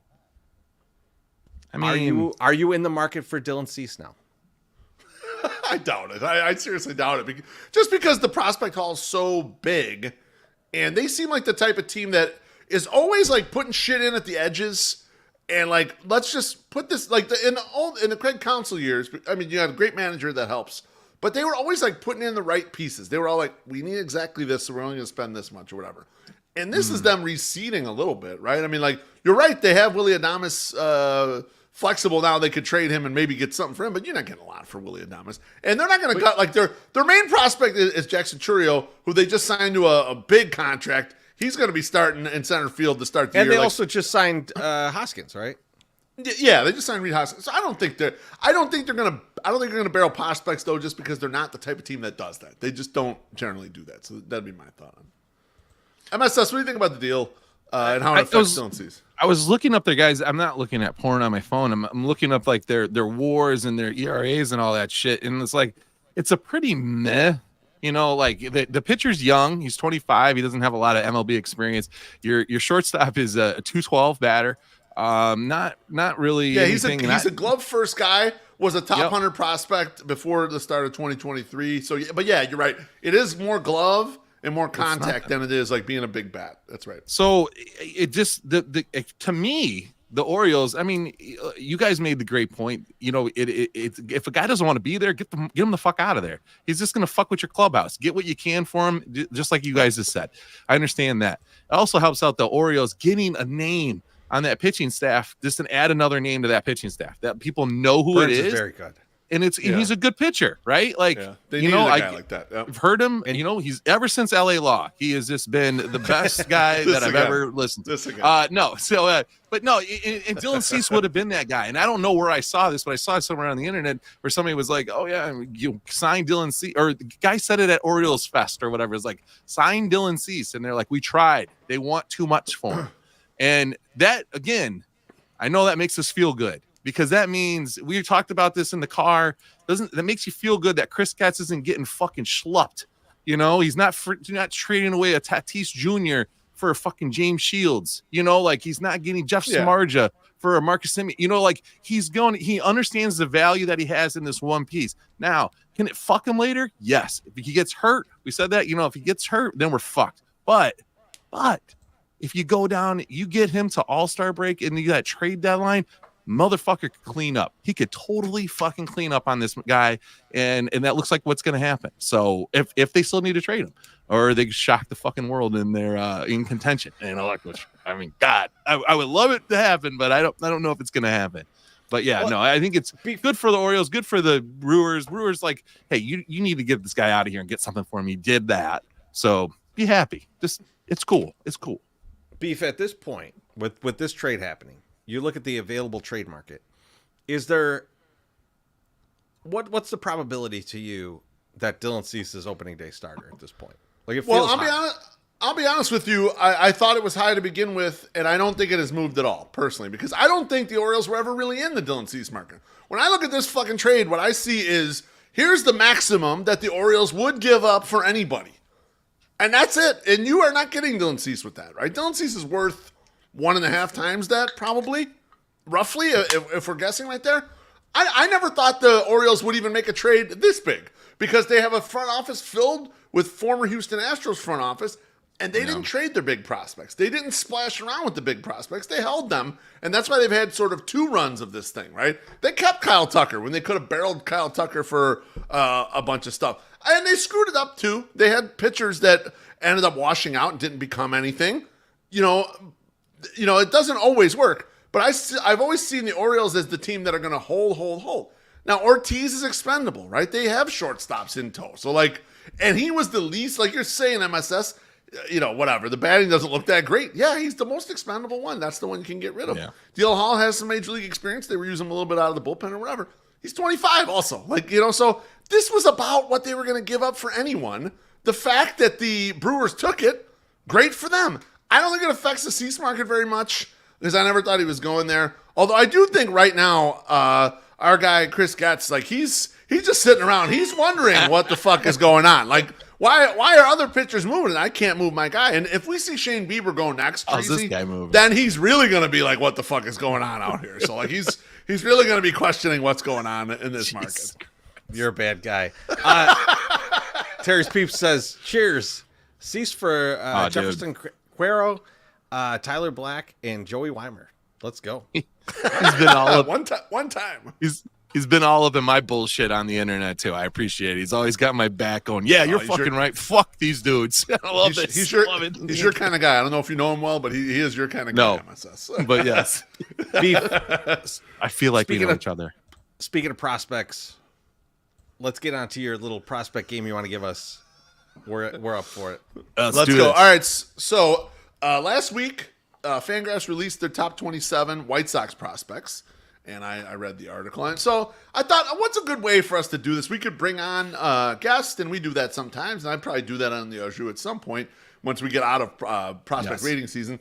But for tonight, I wanted to do something special for you guys. So what I'm going to do is I'm going to put up a chart right now of the top 9 White Sox prospects according to Fangraphs. And for those listening on the podcast, I'll read them off in order. Number 1 is Colson Montgomery. Number 2, Noah Schultz. Number 3, Brian Ramos. Number 4, Edgar Carroll.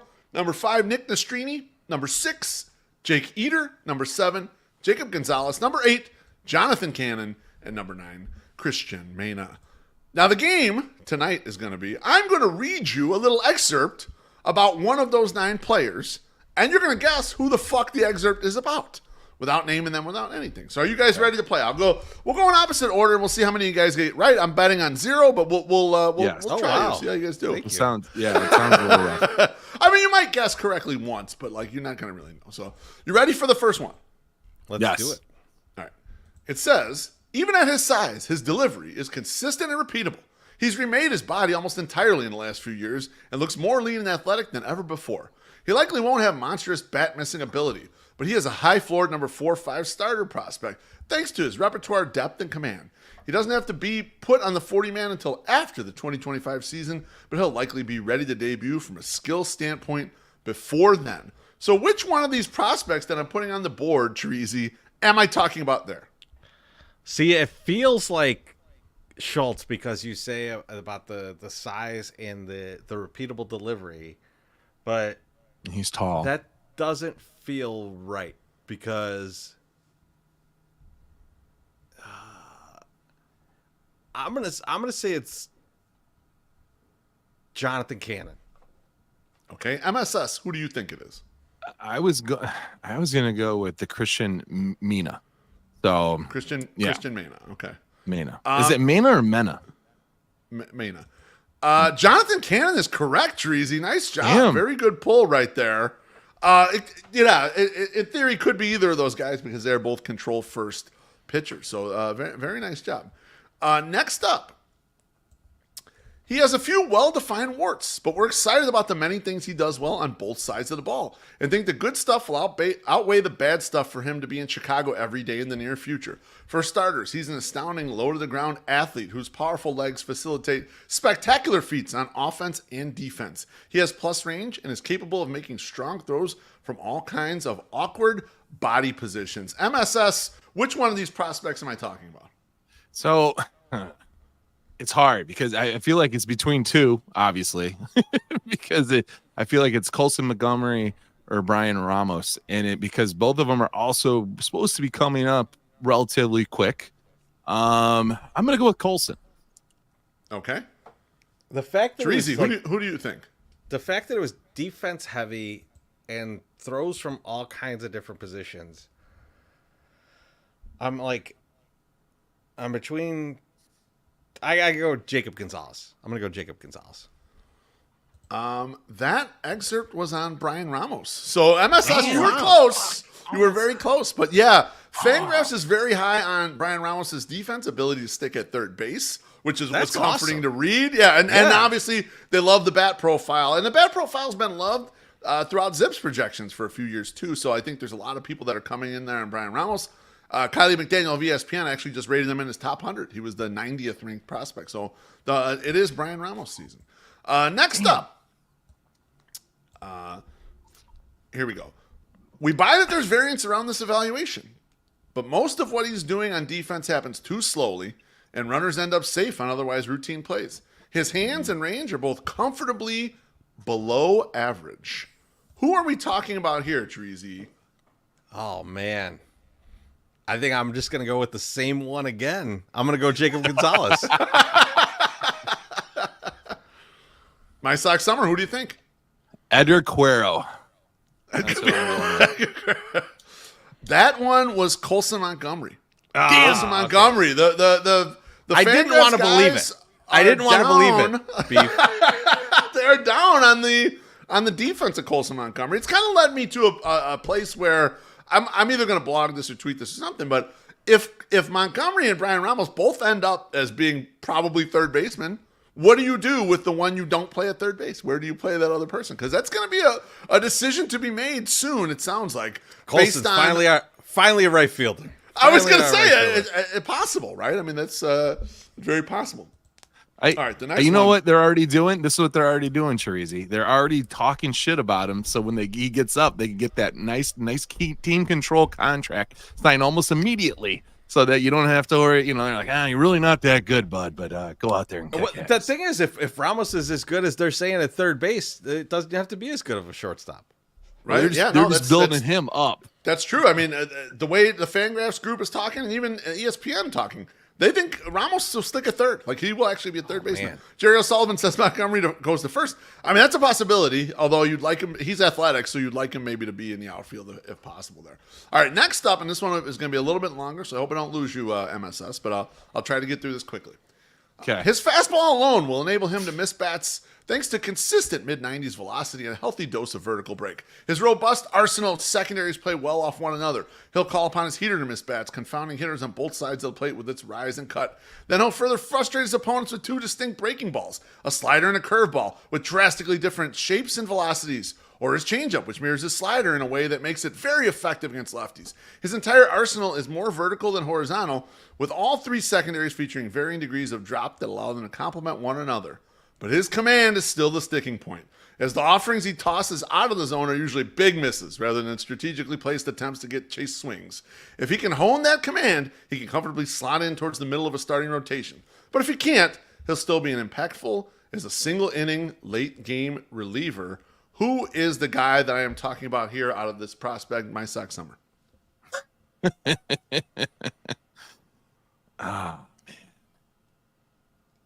My first one was to say Jake Eater, but now I'm going to go with Noah Schultz. Okay. So that's too much information for Noah Schultz. Okay. Too much information for Noah Schultz. I'm going to go Nastrini. It is Nick Nastrini. Good call, nice. Treasy. Yeah, and it was encouraging to read that, like, it's probably at least a good reliever. But maybe there's more upside here. So that's kind of an encouraging report to read. I like to look at it as like the downside. Good job, John Carney. Yeah, that is John called it, but he's been wrong every other time. So I was like, man, I'm not going with this shit. I was gonna say I'm very happy that Ian Eskridge is kind of sitting this out because he'd probably get all these right. I don't want him spoiling it for. He probably wrote the article in the audience. So like, I was gonna say. Well, the first one he put, I know who this is. Like, no, we know you know who it is, Ian. Just let everyone else play. With the pitcher ones, like it's Schultz has only thrown 27 innings, so when there's like a lot of details, it's like, it's probably not Schultz. Yeah, throws you off the scent there. All right, this is the last one. This is the last one, and then we can move on to something more ridiculous. By the time he was underway for instructs, his body and swing were clearly starting to change. He looked buff in the fall. And while we don't yet know what impact these swing tweaks will have, we at least know he's open to change and making good in the weight room. Which prospect are we talking about here? Treasy. Who's up? Me? Yeah, Treasy, you're up. Sorry. You know what? I just, out of the guys left, it's Cuero or Gonzalez, right? And Cuero. And I don't like Gonzalez, so I'm going to go Cuero. I'm just going to say Gonzalez just because. I think Treasy's been doing pretty good. So I'm just going to go. It is Jacob Gonzalez. Absolutely. He's put on good weight. They've changed his swing. And so that was an interesting comment to read, is that he's kind of gotten stronger. And, I feel like I don't hear that a lot from White Sox prospects. We're like, okay, this person, they worked on their body, or they got their body in shape.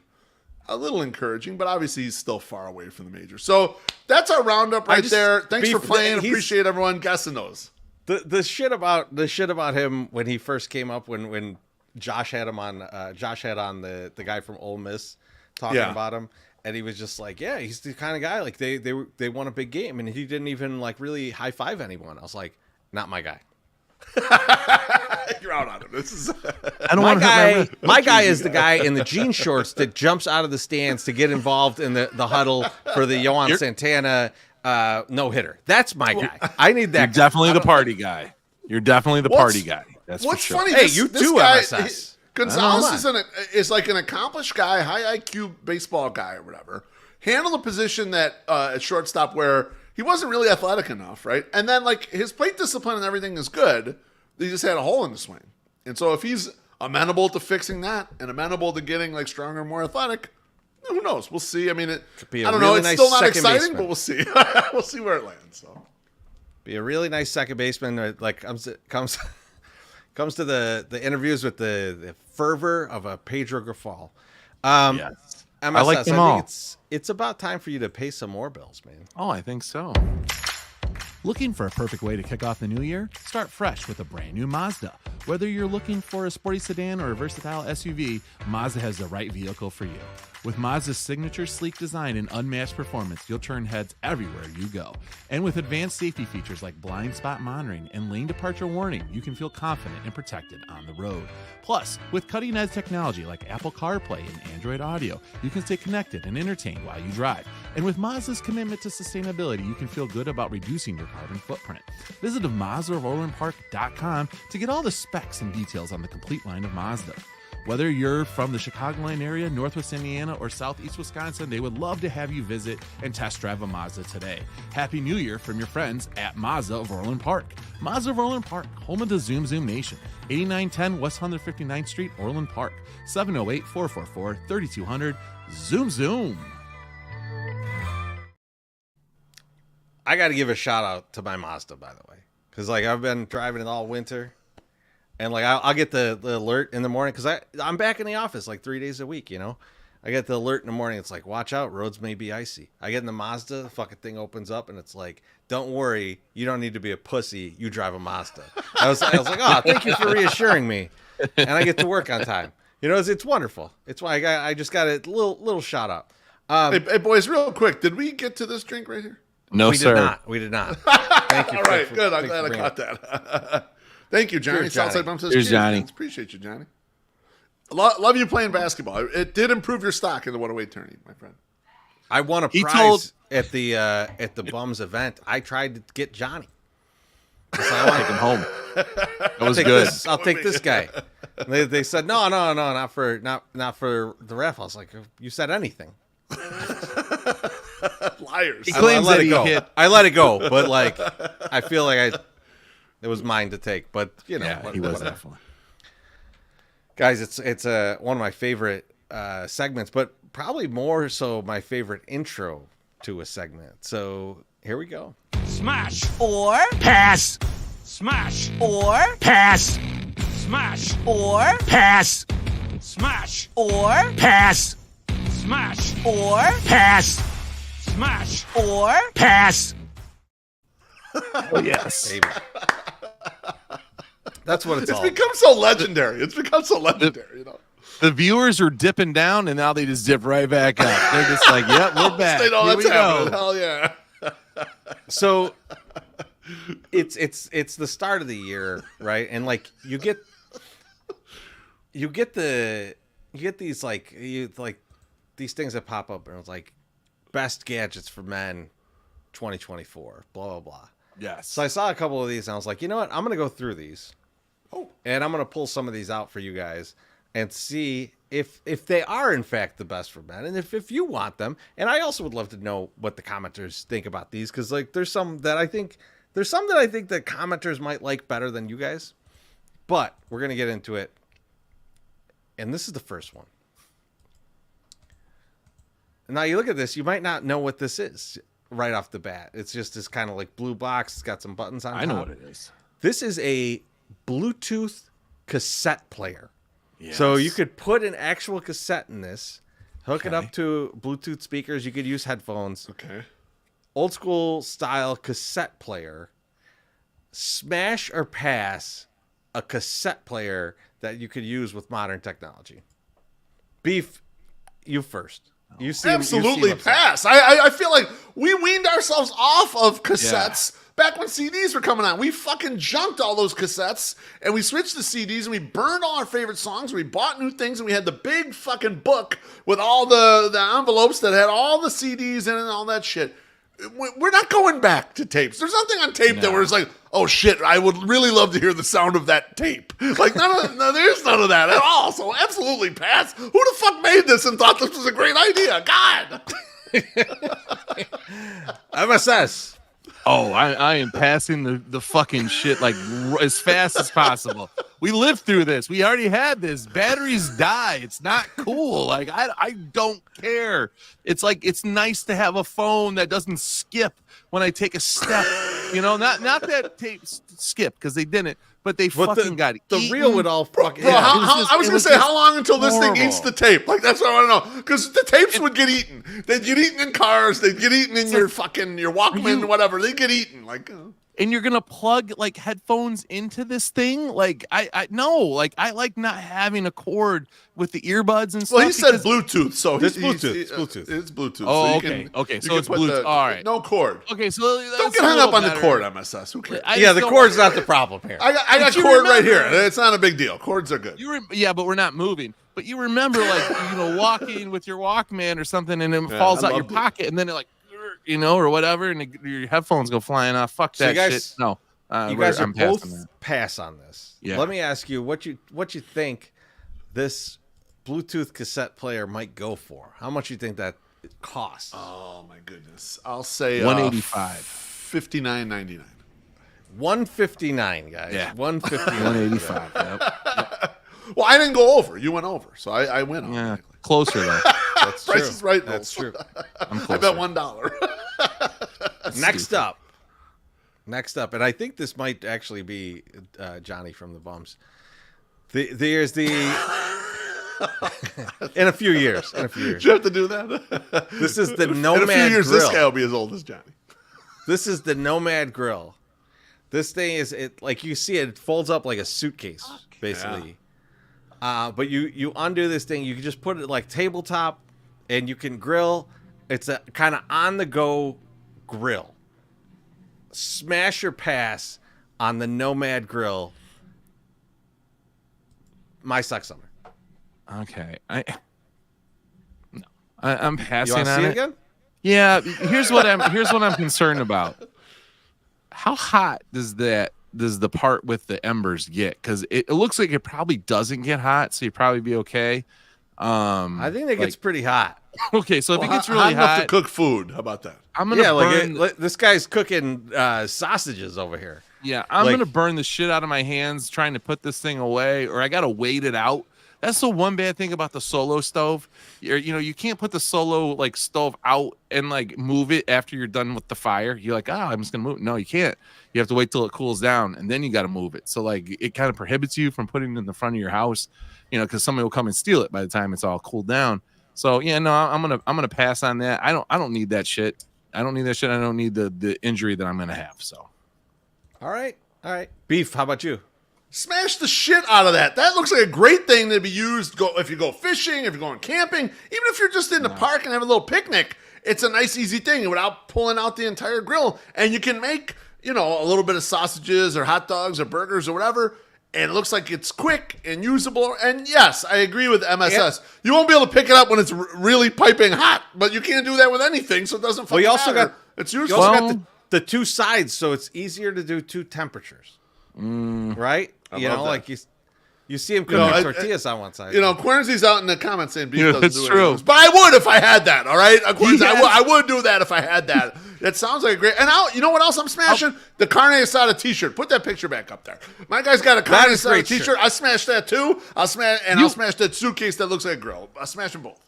Treasy, I got you a shirt like that. You wore it not too long ago. I wore it on the au jus. I had the Taco Vato t-shirt. Taco Vato shirt. Yeah.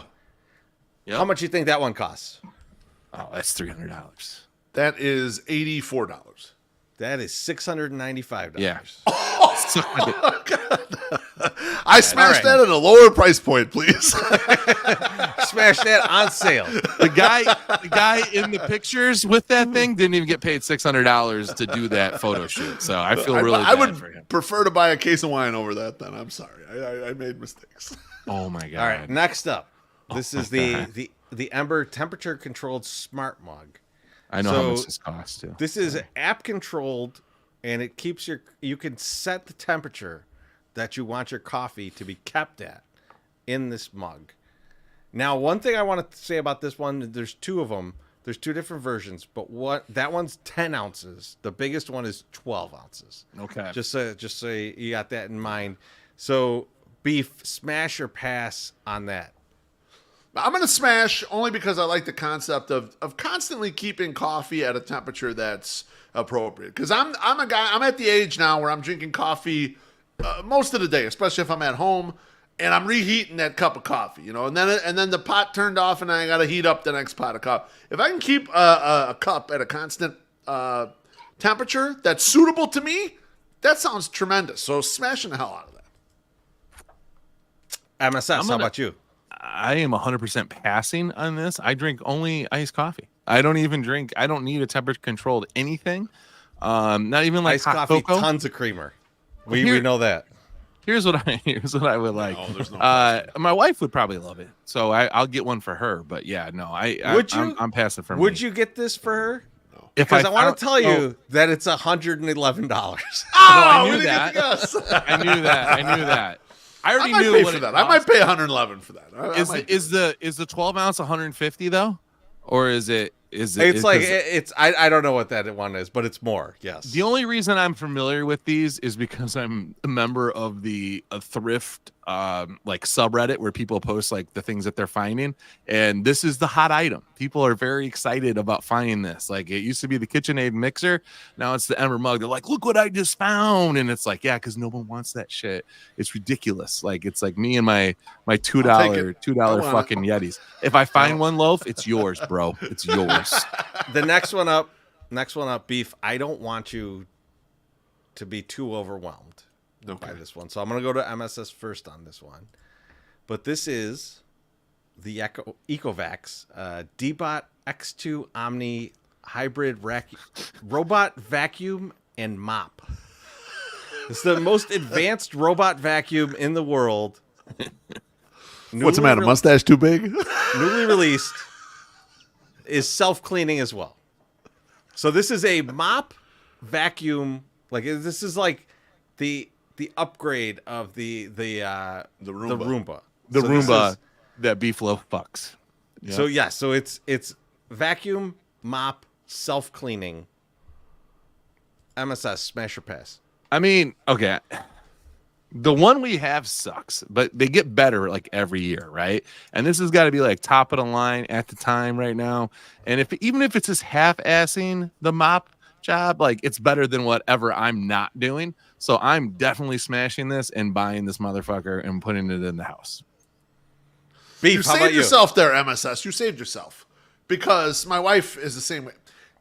You know, that thing doesn't do it. I think this thing does more than you do when you ain't fucking vacuuming or doing nothing else. And me too. We ain't doing shit, but it's doing something. So let's let it do the fucking thing it's better doing. Than nothing. Yes, it's better than doing nothing. So let it go do whatever it's doing. I'm smashing the shit out of that. Of course, I would love to have that. I have multiple Roombas in my house because why wouldn't I let a machine run around?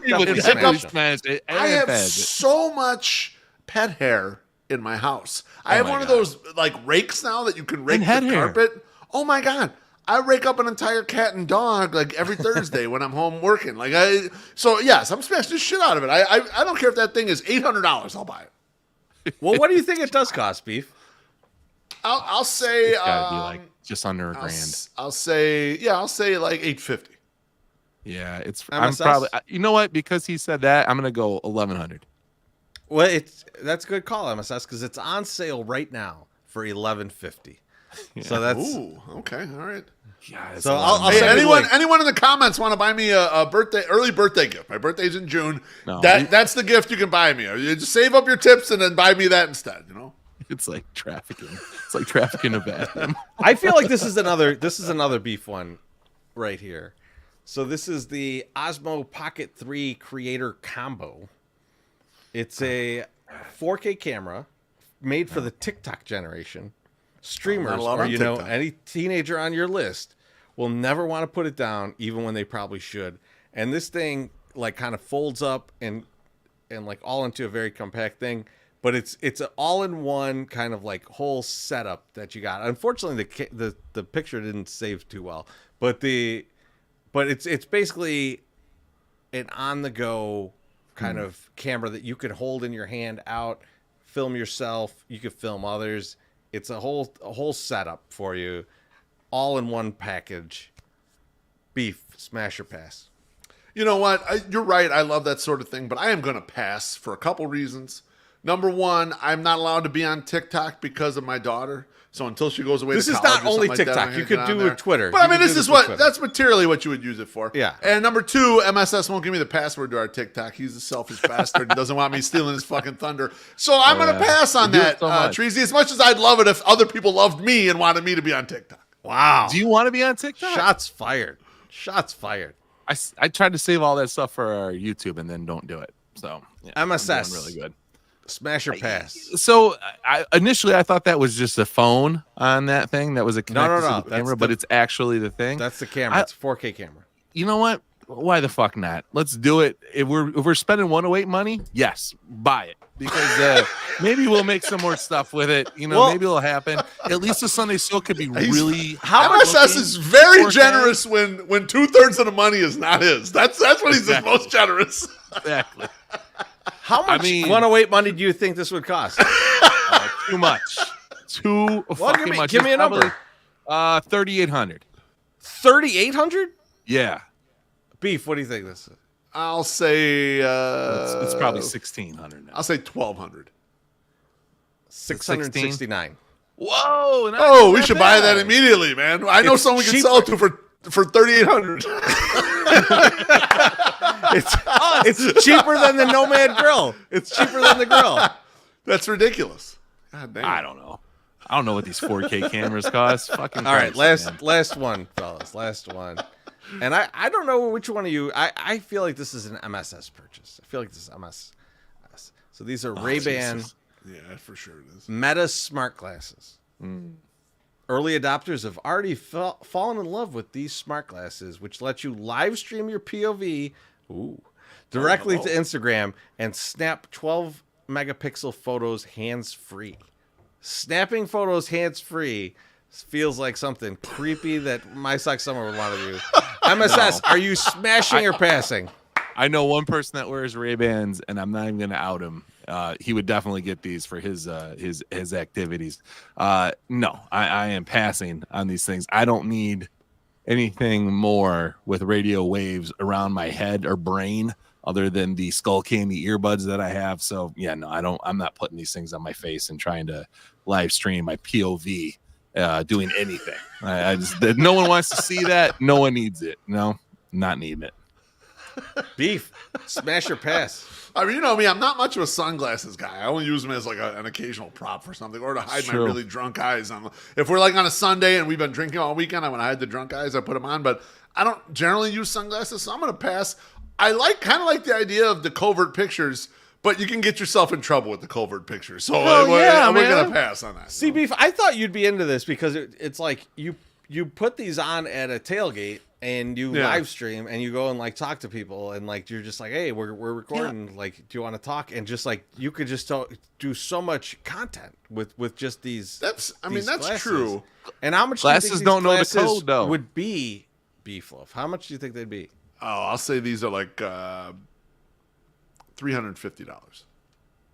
MSS? Where are you at? $625. Beef is way closer. It's $329. Yeah. $329. Oh shit! Might buy these. Start taking to these movie theater and bootlegging movies. You know? Don't be using 108 money. You got 2 on 3 on that one. You can't do that. Can't do that. Only MSS can spend 2/3. No, we have to agree. We have to get 2 out of 3. Usually, you guys win that because you guys usually on the same page. So 2 out of 3, we're good. How dare you? That's it. That was good. That's it for That this. was terrific. But I'm gonna get you guys both a Bluetooth cassette player. I think because you would like it so much. What a stupid thing. Only put me out a little over $300 For something that's going Treasy. Think about how much I could save because I'd only listen to $2 cassettes. Well, it's 160 in just to start this journey. I mean, they're cheap. It is time for thank yous. I was going to do the or outro. GFY's. What? No, what don't outro? do it. There's a I was smasher going to do the pass. smasher. I was going to do the smasher. Oh yeah, pass play out. the smasher There's an pass. outro, Then we got ladies and drinks. Then we And got that was drinks too. Smash. Or, Pass. Smash. or, Pass. Smash. or, Pass. Smash. or, Pass. Smash. or, Pass.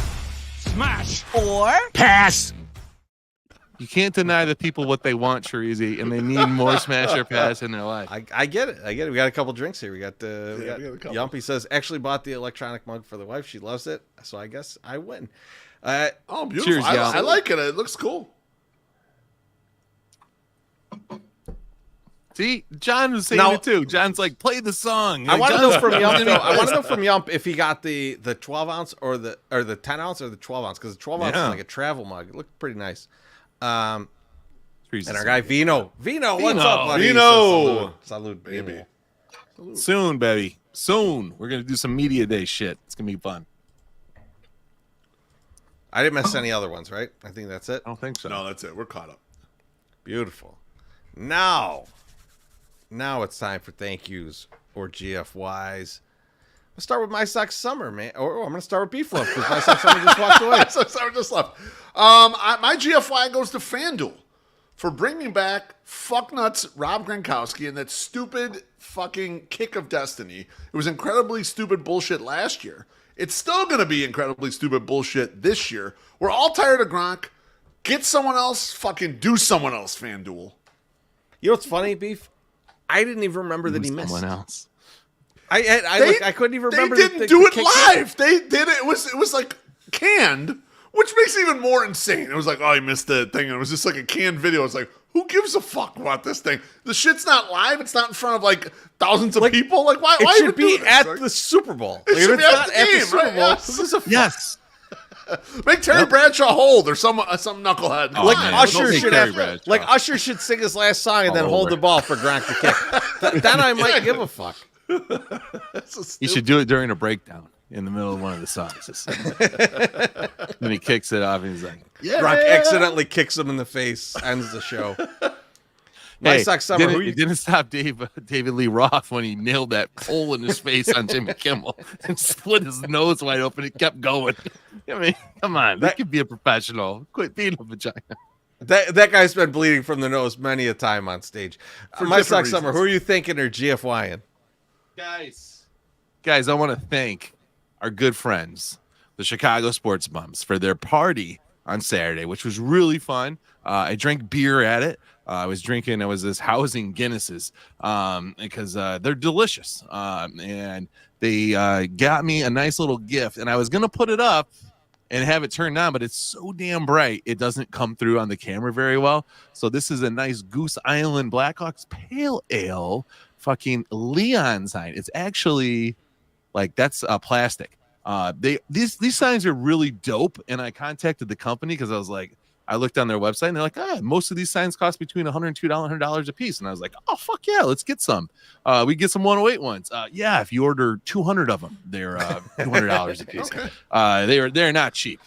So it's a very nice sign. I heard them talking about it on their show that I'm going to sell it on eBay. Don't think I didn't look up the price of what it goes for on eBay within 24 hours of getting the sign. I did. They sell for a pretty good penny. But I am not going to sell this because I know there's other people that want it, but I also want to try to trade it for a White Sox neon sign. So if anyone, Goose Island White Sox neon sign, if you have one of those and you would rather have a Blackhawks Pale Ale Goose Island sign, get at your boy right now. I will trade this right to you. I want one of the ones with the batter, not the cheap ones that are just a panel sign. All right, thank you. Treasy, who are you GFYing or thinking? I also want to thank the Bums. It was a great time on Saturday night. It was a lot of fun. It was good to see everybody. It was just it was one of those things where we had the nice White Sox event on Friday. We got to see a bunch of people, and then we had that event. We say some of the same people, but even more people. It was awesome. Great, yeah. great White Sox weekend. For those of us The who Royal have Rumble on. Been away from that didn't really move the needle for me, but it was great to see a lot of those people, and like we over the weekend saw so many people that we know and love from White Sox fandom. So it was really awesome, and it was a great event from them. Look forward to more. Look forward to some whiskeys and comiskies. I know they just released a few of those dates. One of those will be with us in Milwaukee. I can't wait. Yes, for that. That's going to be very cool. That's June 1st. Yeah, other than that, I got nothing else, guys. It's a great show. Appreciate you guys, and we'll talk to all of you soon.